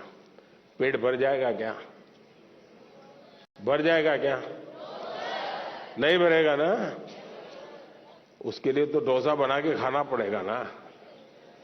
और इसलिए गैजेट जो परोसता है वो आपको पूर्णता नहीं देता है। आपके भीतर का सामर्थ्य, अब आपने देखा होगा, पहले के जमाने में बच्चे बड़े आराम से पहाड़ा कर देते थे, पहाड़ा बोलते हैं ना, हैं? और बड़े आराम से बोलते थे। और मैंने देखा है कि जो भारत के बच्चे विदेश जाते थे ना, तो विदेश के लोगों को बड़ा आश्चर्य होता था कि ये कैसे इतना पहाड़ा बोल देता है। अब उसको कुछ लगता नहीं था। अब आप देखिए धीरे धीरे क्या हाल हो गया है।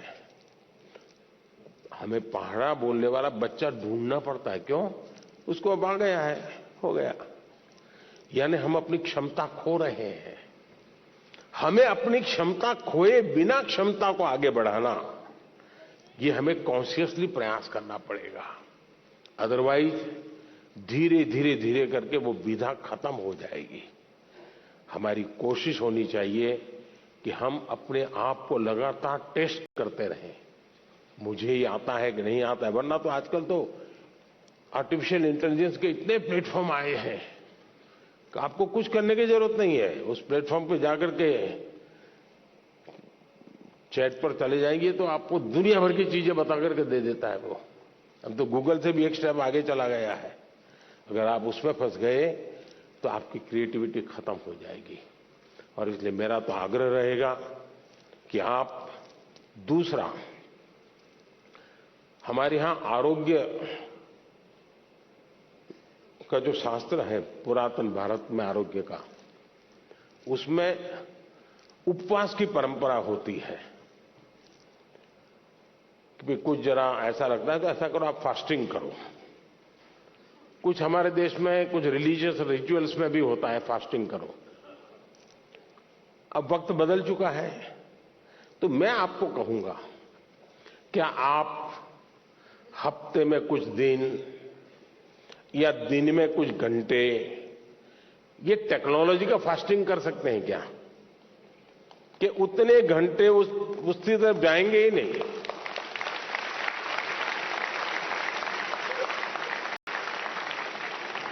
आपने देखा होगा कई परिवार होते हैं घर में बड़ा 10वीं 12वीं एक बड़ा टेंशन शुरू में ही हो जाता है। सारे कार्यक्रम तय करते हैं परिवार वाले, नहीं भाई अगली साल कुछ नहीं है, वो 10वीं में है, वो अगली साल कुछ नहीं, वो 12वीं में है। ऐसा ही चलता है घर में। और फिर टीवी पे भी कपड़ा लगा देते हैं, हाँ नो टीवी, क्यों? एग्जाम है, 10वीं के एग्जाम है, 12वीं के एग्जाम है। अगर हम इतने जागरूक होकर के टीवी पर तो पर्दा लगा देते हैं, लेकिन क्या हम स्वभाव से तय कर सकते हैं कि सप्ताह में एक दिन मेरा डिजिटल फास्टिंग होगा, नो डिजिटल डिवाइस, मैं किसी को हाथ नहीं लगाऊंगा। उसमें से जो फायदा होता है उसको ऑब्जर्व कीजिए, धीरे धीरे धीरे आपको उसका समय बढ़ाने का मन करेगा। उसी प्रकार से हमने देखा होगा, अपने घर में सब बैठे हैं साथ में, लेकिन हर अपने मोबाइल में खोया हुआ है, वो उधर देख रहा है, ये इधर देख रहा है। यही हो गया है ना। मुझे बताइए परिवार कैसे चलेगा जी?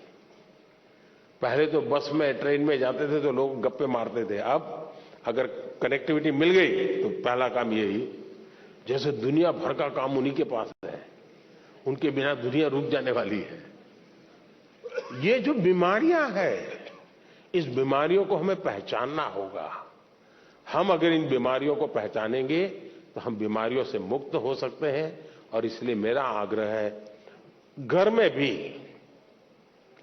क्या आप एक एरिया तय कर सकते हैं? क्या परिवार में जाके आज ही तय कीजिए, एक एरिया तय करिए। ये एरिया जो है नो टेक्नोलॉजी जोन, मतलब वहां टेक्नोलॉजी को एंट्री नहीं मिलेगी। वहां आना है घर के उस कोने में तो मोबाइल वहां रखते आओ और वहां आराम से बैठेंगे, बातें करेंगे। No technology zone. घर के अंदर भी एक कोना बना दीजिए, जैसे देवघर होता है ना, भगवान का मंदिर एक अलग होता है कोने में, वैसा ही बना दीजिए। भाई इस कोने में आना है, चलो जाओ मोबाइल बाहर रख के आओ, यहां ऐसे बैठो।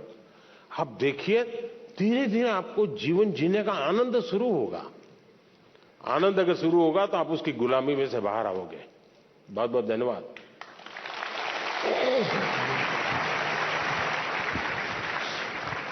Thank you, Honorable Prime Minister, sir, for sharing such light-hearted mantra of digital fasting to tackle challenging situations in such an easy manner.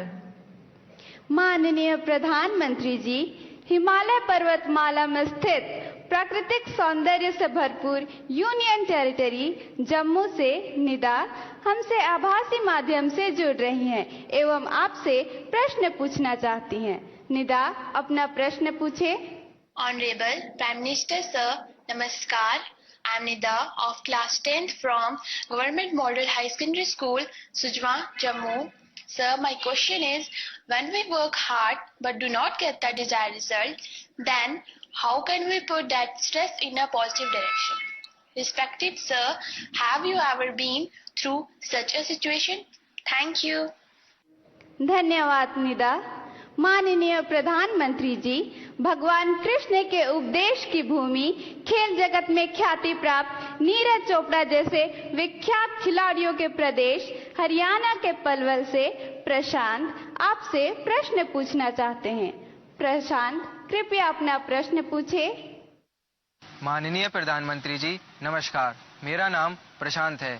मैं शहीद नायक राजेंद्र सिंह राजकीय मॉडल संस्कृति वरिष्ठ माध्यमिक विद्यालय हथीन, जिला पलवल, हरियाणा के कक्षा 12वीं विज्ञान संकाय का छात्र हूं। मेरा आपसे यह प्रश्न है कि तनाव परीक्षा के परिणामों को किस तरह प्रभावित करता है। मैं इसमें आपसे मार्गदर्शन चाहता हूं। धन्यवाद श्रीमान। धन्यवाद प्रशांत।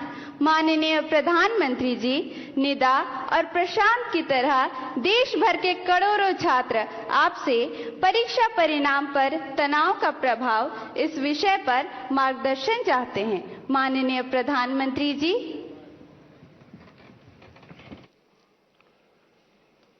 देखिए, परीक्षा के जो परिणाम आते हैं उसके बाद जो तनाव है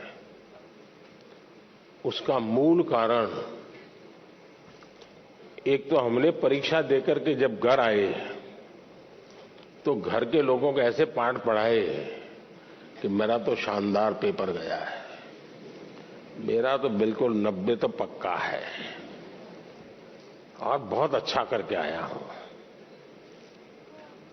तो घर के लोगों का एक मन बन जाता है और हमको भी लगता है कि वो गाली खानी है तो महीने भर के बाद खाएंगे, अभी तो बता दो उनको। और उसका परिणाम ये आता है कि वैकेशन का जो टाइम होता है परिवार ने मान लिया होता है कि तुम सच बोल रहे हो और तुम अच्छा रिजल्ट लाने ही वाले हो, ऐसा मान लेते हैं।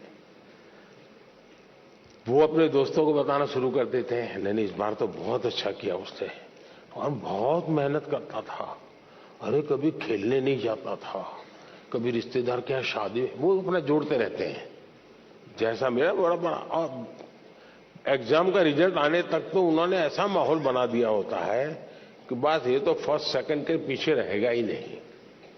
और जब रिजल्ट आता है 40-45 मार्क, फिर तूफान खड़ा हो जाता है। और इसलिए पहली बात है कि हम सच्चाई से मुकाबला करने की आदत छोड़नी नहीं चाहिए। हम कितने दिन तक झूठ के सहारे जी सकते हैं? स्वीकार करना चाहिए, हाँ मैं आज गया लेकिन मैं एग्जाम ठीक से नहीं गई मेरी, मैंने कोशिश की थी, अच्छा नहीं हुआ। अगर पहले से ही आप कह देंगे और मान लीजिए 5 मार्क ज्यादा आ गए तो आपने देखा होगा घर में तनाव नहीं होगा, वो कहेंगे अरे तू तो कहता था बहुत खराब गया, तुम तो अच्छे मार्क लेके आए हो। स्टैंडर्ड वो जो मानदंड है ना वो सेट हो जाता है, उससे अच्छा दिखता है। इसलिए आपको दूसरा है तनाव का कारण, आपके दिमाग में आपके दोस्त भरे रहते हैं, वो ऐसा करता है तो मैं ऐसा करूंगा, वो ऐसा करता है तो मैं ऐसा करूंगा। क्लास में कोई बहुत ही होनहार बच्चा होता है, हम भी होनहार होते हैं, 19-20 का फर्क होता है, दिन रात हम उस कंपटीशन के भाव में जीते हैं। तनाव का ये भी एक कारण होता है। हम अपने लिए जिए, अपने में जिए, अपनों से सीखते हुए जिए। सीखना सबसे चाहिए, लेकिन अपने भीतर के सामर्थ्य पर बल देना चाहिए। अगर ये हम करते हैं तो तनाव से मुक्ति की संभावनाएं बढ़ जाती है। दूसरा, जीवन की तरफ हमारी सोच क्या है। जिस दिन हम मानते हैं कि ये एग्जाम गई मतलब जिंदगी गई, फिर तो तनाव शुरू होना ही होना है। जीवन किसी एक स्टेशन पर रुकता नहीं है जी। अगर एक स्टेशन छूट गया तो दूसरी ट्रेन आएगी, दूसरे बड़े स्टेशन पे ले जाएगी, अब चिंता मत कीजिए।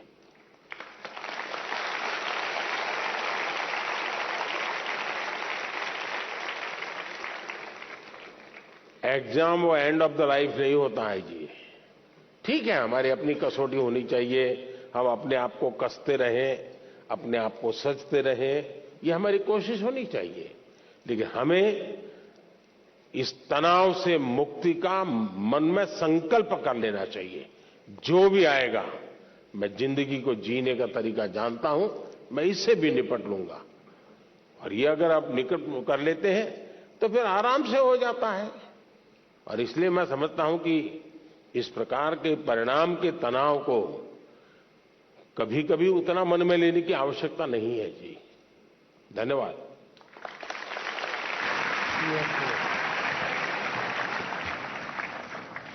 माननीय प्रधानमंत्री जी, आपका अनुभव सुनकर हमें नई चेतना आई है, आपका धन्यवाद। Honorable Prime Minister, sir, our Akshara Siri lives in the Rangareddy district in Telangana. She is in quest of a significant subject and looks up to you for directions. Akshara, please put forth your question. माननीय प्रधानमंत्री जी, सादर नमस्कार। मेरा नाम है are Akshara सिरी। मैं जवाहर नवोदय विद्यालय रंगारेड्डी हैदराबाद की 9वीं कक्षा की छात्रा हूँ। मान्यवर, मेरा प्रश्न है, हमें अधिक भाषाएं सीखने के लिए क्या करना चाहिए? मैं इसमें आपकी मार्गदर्शन चाहती हूँ। धन्यवाद श्रीमान। Thank you Akshara. Honourable prime minister sir, इसी से मिलता जुलता प्रश्न रितिका गोडके भारत की हृदय नगरी भोपाल से आई हैं। वे हमारे साथ सभागार में हैं। रितिका, कृपया अपना प्रश्न पूछें। आदरणीय प्रधानमंत्री जी, नमस्कार। मेरा नाम रितिका घोड़के है। मैं भोपाल मध्य प्रदेश कक्षा 12वीं की छात्र शासकीय सुभाष उत्कृष्ट माध्यमिक विद्यालय स्कूल फॉर एक्सीलेंस की छात्रा हूँ। सर, मेरा क्वेश्चन आपसे यह है कि हम अधिक से अधिक भाषाएं कैसे सीख सकते हैं और ये क्यों जरूरी है? धन्यवाद। धन्यवाद रितिका।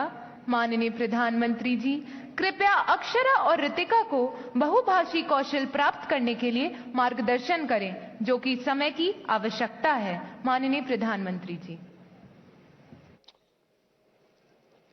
बहुत ही अच्छा सवाल पूछा आपने। वैसे मैं शुरू में कह रहा था कि बाकी चीजें छोड़ करके थोड़ा फोकस होते जाइए, लेकिन ये एक ऐसा सवाल है कि जिसमें मैं कहता हूं कि आप जरा एक्सट्रोवर्ट हो जाइए। थोड़ा बहुत एक्सट्रोवर्ट होना बहुत जरूरी होता है। और ये मैं इसलिए कह रहा हूं, भारत विविधताओं से भरा हुआ देश है। हम गर्व के साथ कह सकते हैं कि हमारे पास सैकड़ों भाषाएं हैं, हजारों बोलियां हैं। ये हमारा रिचनेस है, हमारी समृद्धि है।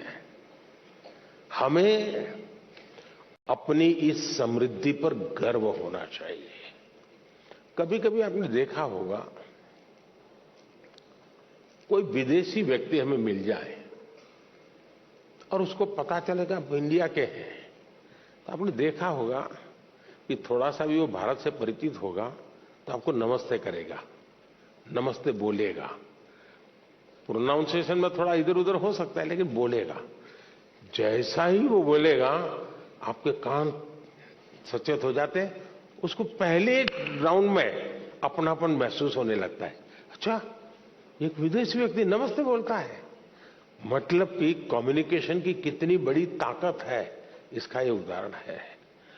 इतने बड़े देश में आप रहते हैं, आपने कभी सोचा है कि शौक के नाते, जैसे हम कभी सोचते हैं मैं तबला सीखूं, कभी मैं सोचता हूं मैं फ्लूट सीखूं, मैं सितार सीखूं, पियानो सीखूं, ऐसा मन में करता है कि नहीं करता है? वो भी एक हमारी अतिरिक्त विधा डेवलप होती है कि नहीं होती है? अगर ये होता है तो मन लगा करके अपने अड़ोस पड़ोस के राज्य की एक आध दो भाषा सीखने में क्या जाता है? कोशिश करनी चाहिए। और सिर्फ हम भाषा सीखते हैं मतलब बोलचाल के कुछ वाक्य सीख जाते, ऐसा नहीं है। हम वहां के अनुभवों का निचोड़ जो होता है, एक एक भाषा की जब अभिव्यक्ति होना शुरू होती है ना, तो उसके पीछे हजारों साल की एक अविरत, अखंड, अविचल एक धारा होती है, अनुभव की धारा होती है, उतार चढ़ाव की धारा होती है, संकटों का सामना करते हुए निकली हुई धारा होती है। और तब जाकर के एक भाषा अभिव्यक्ति का रूप लेती है। हम एक भाषा को जब जानते हैं, तब आपको उस हजारों साल पुरानी दुनिया में प्रवेश करने का द्वार खुल जाता है। और इसलिए बिना बोझ बनाए हमें भाषा सीखनी है। मैं कभी कभी हमेशा मुझे दुख होता है, बहुत दुख होता है। हमारे देश में कहीं पर कोई एक अच्छा स्मारक हो, पत्थर का बना हुआ, और कोई हमें कहे कि ये 2000 साल पुराना है, तो हमें गर्व होता है कि नहीं होता है? इतना बढ़िया चीज 2000 साल पहले थी, होता है कि नहीं होता है? किसी को भी गर्व होगा। फिर ये विचार नहीं आता है कि किस कोने में है। अरे भाई 2000 साल पहले का ये व्यवस्था है, कितना बढ़िया बनाया है, हमारे पूर्वजों को कितना ज्ञान होगा। अब मुझे बताइए, दुनिया की सबसे पुरातन भाषा, दुनिया की सबसे पुरातन, सिर्फ हिंदुस्तान की नहीं, दुनिया की सबसे पुरातन भाषा जिस देश के पास हो, उस देश को गर्व होना चाहिए कि नहीं होना चाहिए?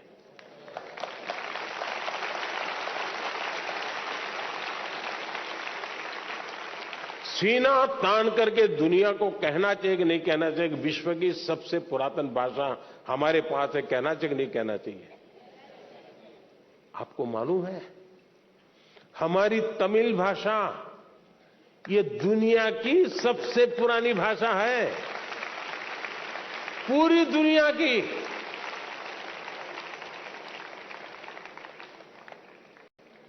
इतनी बड़ी अमानत इस देश के पास है, इतना बड़ा गौरव देश के पास है, नहीं हम सीना तान करके दुनिया में कहते नहीं है। मैं पिछली बार जब यूनो में मेरा भाषण था तो मैंने जानबूझकर कुछ तमिल बातें बताई, क्योंकि मैं दुनिया को बताना चाहता था मुझे गर्व है कि तमिल भाषा दुनिया की श्रेष्ठ भाषा, दुनिया की सबसे पुरानी भाषा ये मेरे देश की है।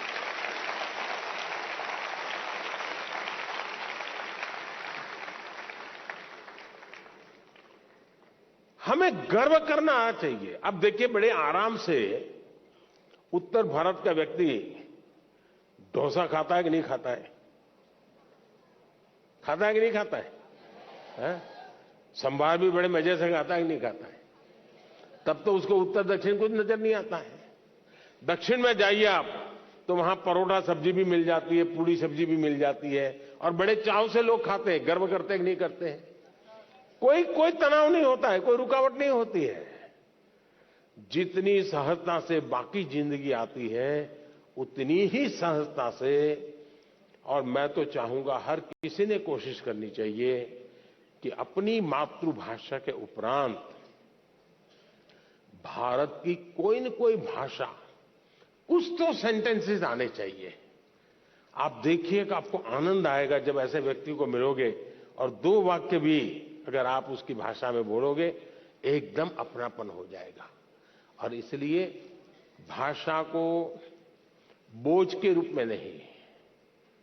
अब मुझे याद है, मैं जब बहुत साल पहले की बात थी, सामाजिक काम में लगा था, तो मैंने एक बच्ची को, और मैंने देखा है कि बच्चों में भाषा को कैच करने की बड़ी गजब की ताकत होती है, हड़प कर देती बहुत तेजी से।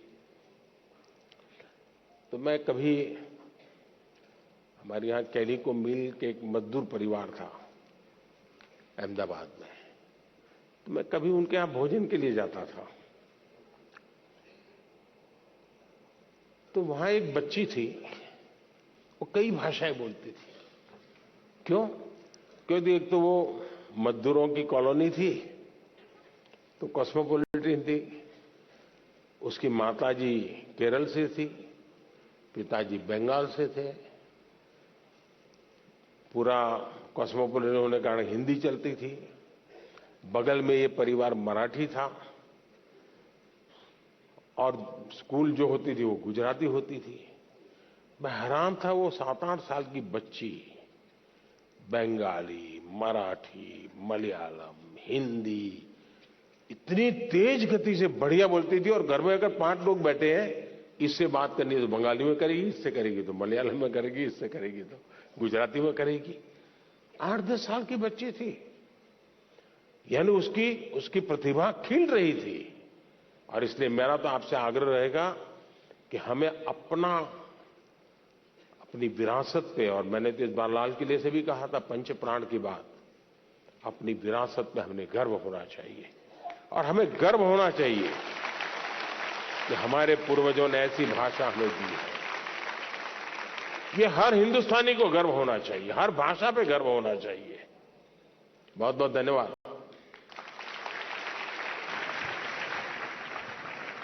माननीय प्रधानमंत्री जी, बहुभाषिकता पर आपके मार्गदर्शन के लिए धन्यवाद। Honorable Prime Minister, sir, from the historically acclaimed city of Cuttack, Sunanya Tripathi, who is a teacher, requests your directions on an important matter. Ma'am, please ask your question. नमस्कार माननीय प्रधानमंत्री श्री नरेंद्र मोदी जी, मैं सुनैना त्रिपाठी कृष्णमूर्ति वॉल स्कूल कटक ओडिशा से हूँ। मेरा प्रश्न यह है कि कक्षा में विद्यार्थियों को रुचिपूर्ण पढ़ाई के लिए कैसे आकर्षित करें तथा जीवन का सार्थक मूल्य कैसे सिखाएं, साथ ही कक्षा में अनुशासन के साथ पढ़ाई को रोचक कैसे बनाएं। धन्यवाद। Honorable Prime Minister, sir, Sunanya Tripathi wishes your guidance on motivating students for taking interest in academics. Honorable Prime Minister, sir. ये सवाल टीचर का था। हाँ, सही था ना?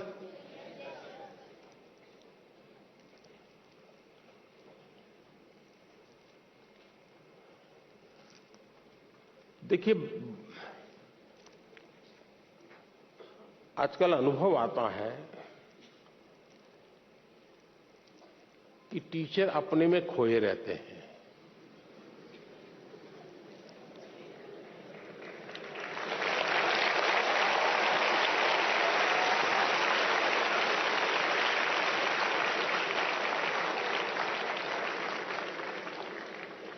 अभी तो मेरे आधा वाक्य बोला, आपने पकड़ लिया।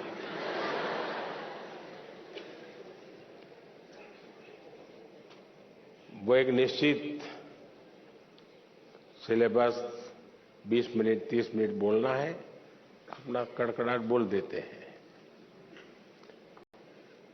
और फिर इसमें कोई हिलेगा इधर उधर। तो देखा होगा आपने, मैं तो मेरे अपने बचपन के अनुभव की बात बता, तो आजकल तो टीचर अच्छे होते हैं, मेरे जमाने में शायद ऐसा नहीं होगा। इसलिए मुझे टीचरों की आलोचना करने का हक नहीं है, लेकिन कभी कभी मैं देखा था कि टीचर जो तैयारी करके आए हैं तो गाड़ी वापस आएगी, वरना फिर मानो कोई हंस पड़ा उसको पकड़ेंगे, क्यों हंसता है तू।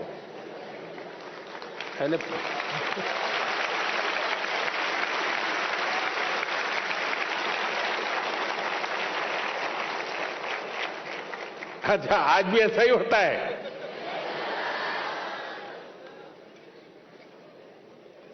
नहीं नहीं, ऐसा नहीं होता होगा।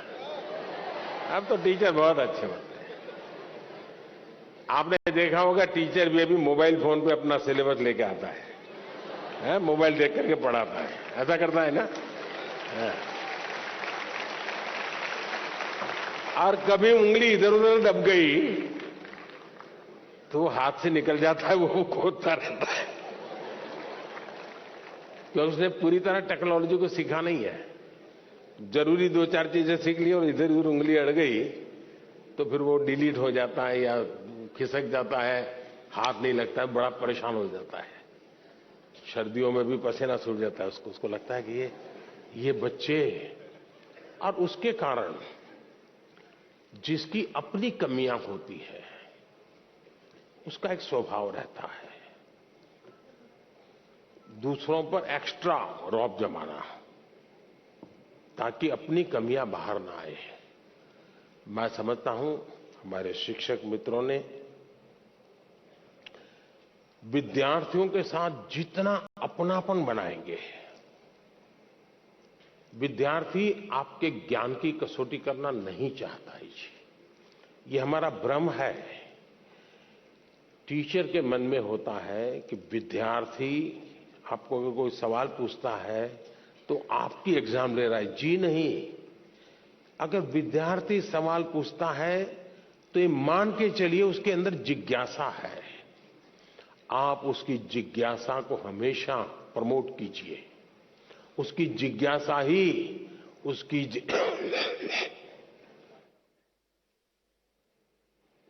जिज्ञासा ही उसकी जिंदगी की बहुत बड़ी अमानत है। किसी भी जिज्ञासु को चुप मत कीजिए, उसको टोक मत दीजिए, उसको सुनिए, आराम से सुनिए। अगर जवाब नहीं आता है तो आप उसको कहिए, देख बेटे तूने बहुत अच्छी बात कही है और मैं तुम्हें जल्दबाजी में जवाब दूंगा तो अन्याय होगा। ऐसा करो, हम कल बैठते हैं, तुम मेरी चैम्बर में आ जाना, हम बातें करेंगे और मैं भी तुमको समझने की प्रयास करूंगा ये विचार तुम्हें कहां से आया, और मैं भी कोशिश करूंगा इन बिटवीन मैं घर जाकर के स्टडी करूंगा, जरा गूगल पे जाऊंगा, इधर उधर जाऊंगा, पूछ लूंगा और फिर मैं तैयार होकर के आऊंगा। फिर दूसरे दिन मैं उसको पूछूंगा, अच्छा भाई तुम्हें ये विचार आया कहां से, इतना उत्तम विचार इस उम्र में कैसे आया तुम्हें? उसको पुचकारते हो, फिर कहिए देख सचमुच में ऐसा नहीं है, रियलिटी ये है। वो तुरंत स्वीकार कर लेगा। और आज भी स्टूडेंट्स अपने टीचर की कही हुई बात को बहुत मूल्यवान समझता है। अगर एकाध गलत बात बता दी, तो उसकी जिंदगी में वो रजिस्टर हो जाती है। और इसलिए बात बताने से पहले समय लेना बुरा नहीं है, हमने बाद में भी बताए तो चलता है। दूसरा डिसिप्लिन का सवाल है। क्लास में कभी कभी टीचर को क्या लगता है, अपना रुबाब प्रभाव पैदा करने के लिए जो सबसे दुर्बल स्टूडेंट होता है ना, उसको पूछेंगे बताओ तुम समझे कि नहीं समझे, तो करता रहेगा, तू मैं चलेगा, तो फिर वो डांट देंगे कि मैं इतनी मेहनत कर रहा हूं, इतना पढ़ा रहा हूं, तुमको कुछ समझ नहीं आ रही है। अगर मैं टीचर होता तो मैं करता, जो बहुत ही अच्छे ब्राइट स्टूडेंट हैं उनको कहता अच्छा बताओ भाई तुम कैसे समझे इसको, वो बढ़िया से समझाएगा, तो जो नहीं समझ रहा है वो स्टूडेंट की भाषा अच्छी तरह समझेगा तो उसको समझ आ जाएगा। और जो अच्छे स्टूडेंट हैं उनको मैं प्रतिष्ठा दे रहा हूं तो अच्छे बनने की कंपटीशन शुरू होगी, स्वाभाविक रीति कंपटीशन शुरू होगी। दूसरा, जो इस प्रकार से अनुशासन में नहीं है, ध्यान केंद्रित नहीं करता है, क्लास में भी कुछ न कुछ और एक्टिविटी करता है, टीचर अगर उसको अलग बुला ले, अलग बुला करके बात करे, प्यार से बात करे, देख यार कल कितना बढ़िया विषय था, अब तुम खेल रहे थे, अब चलो आज खेलो, मेरे सामने खेलो, तुम्हें भी मजा आएगा, मैं भी देखूं क्या खेलते थे।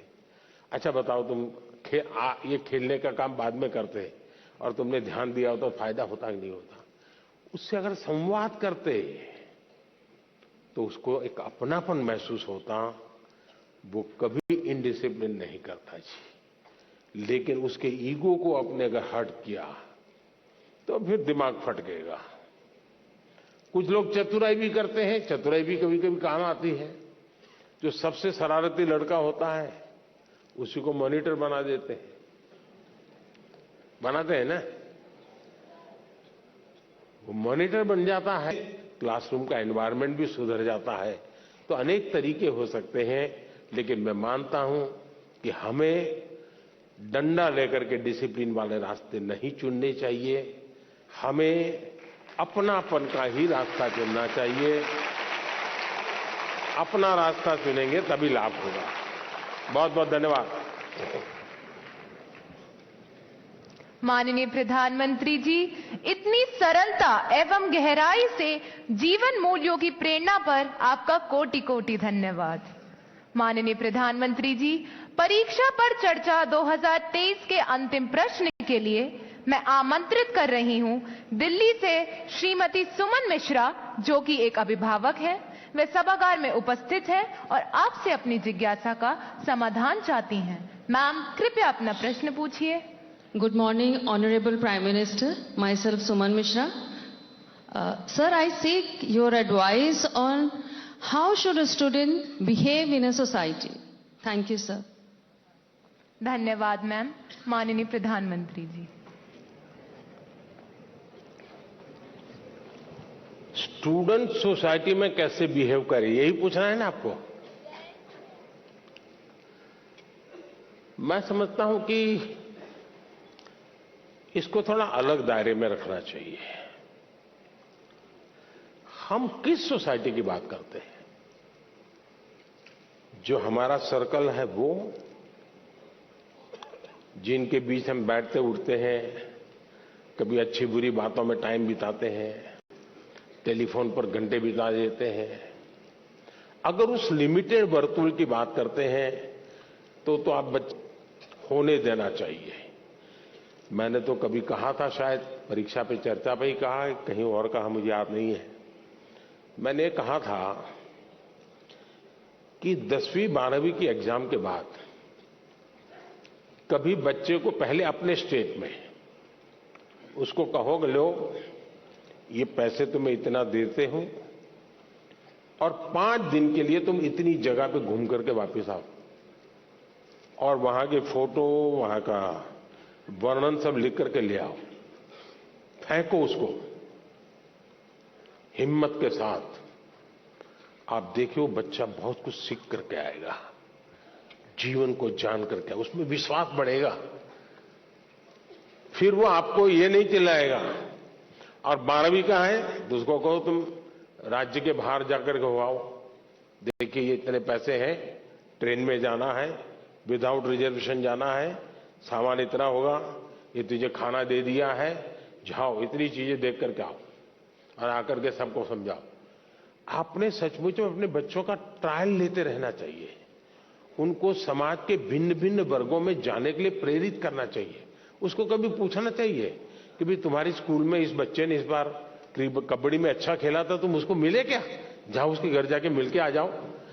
फलाने बच्चे ने विज्ञान मेले में अच्छा काम किया था, तुम जाकर के मिलके आए क्या? अरे जाओ जरा मिलकर के आओ। उसको उसका विस्तार करने का उसको आपको अवसर देना चाहिए। उसको आप ऐसा करना चाहिए, वैसा करना चाहिए, ये करना चाहिए, वो नहीं करना चाहिए, कृपा करके उसको बंधनों में मत बांधिए। आप मुझे बताइए, कोई ये फरमान निकाले कि अब पतंगों को, पतंगे बोलते हैं ना, हैं? पतंगों को यूनिफॉर्म पहनाएंगे तो क्या होगा? क्या होगा? कोई लॉजिक है क्या? हमें बच्चों का विस्तार होने देना चाहिए, उनको नए नए दायरे में ले जाना चाहिए, मिलवाना चाहिए। कभी हमें भी ले जाना चाहिए उसको। हमारे यहां छुट्टियों में रहता था कि मामा के घर जाना, फलानी जगह पे जाना। ये क्यों होता था? इसका अपना एक आनंद होता है, उसके एक संस्कार होते हैं, एक जीवन की रचना बनती है। हम अपने दायरे में बच्चों को बंद मत करें। हम जितना ज्यादा उनका दायरा बढ़ाएंगे, हाँ, हमारा ध्यान रहना चाहिए।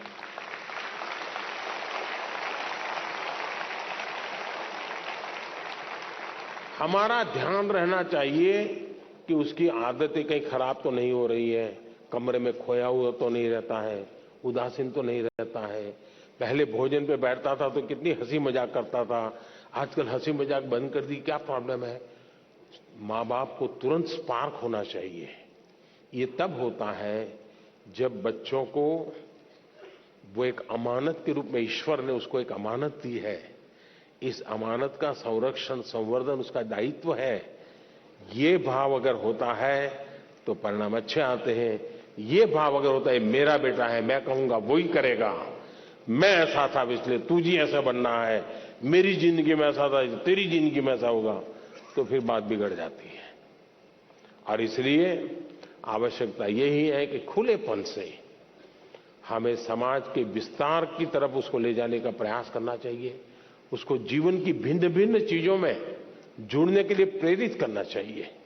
मैं तो कभी कहूंगा कि मान लीजिए आपके यहाँ वो सांप छछूंदर वाले लोग आते हैं, कभी बच्चों को कहो भाई तुम जाओ इसके साथ बात करो, वो कहाँ का रहने वाला है, कहाँ से निकला, इस धंधे में कैसे आ गया, क्यों सीखा, चलो मुझे समझाओ। वो उसको पूछ करके आओ, उसकी संवेदनाएं जग जाएगी जी, वो क्यों ये काम कर रहा है। जानना सीखना सहज बन जाएगा। कोशिश करनी चाहिए कि आपके बच्चों का विस्तार ज्यादा हो, वो बंधनों में न बन जाए।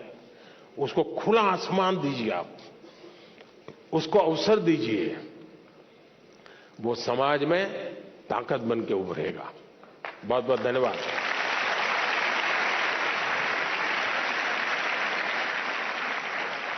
Thank you, Honorable Prime Minister, sir, for your inspirational insights in matters that had been concerning many exam warriors, and for making exams not a reason to worry, but a season to celebrate and enjoy. This brings us to the culmination of a spectacular event that was a symphony of inspiration and encouragement, a melody of memories that will forever resonate within our hearts. We extend our deepest thanks and gratitude to the Honorable Prime Minister for gracing this hall with his presence and infusing us with his radiant spirit. प्रधानमंत्री जी द्वारा परीक्षा पे चर्चा ने हमारे जैसे करोड़ों बच्चों की बेचैनी, घबराहट एवं हार मानने की प्रवृत्ति को उत्साह, उमंग एवं सफलता की ललक में बदल दिया है। धन्यवाद माननीय प्रधानमंत्री जी, कोटि कोटि धन्यवाद।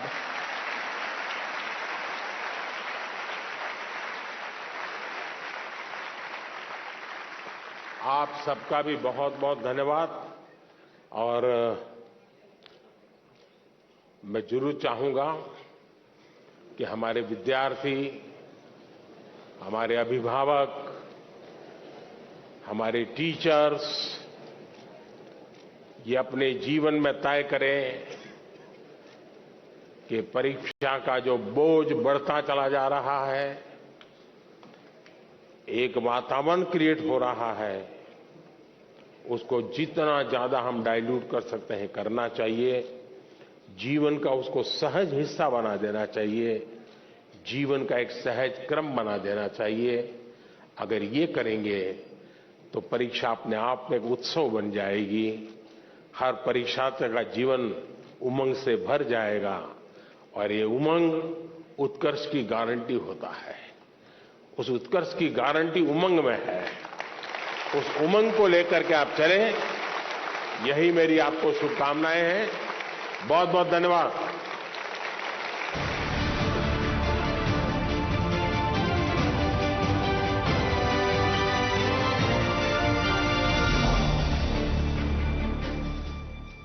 Good afternoon and a very warm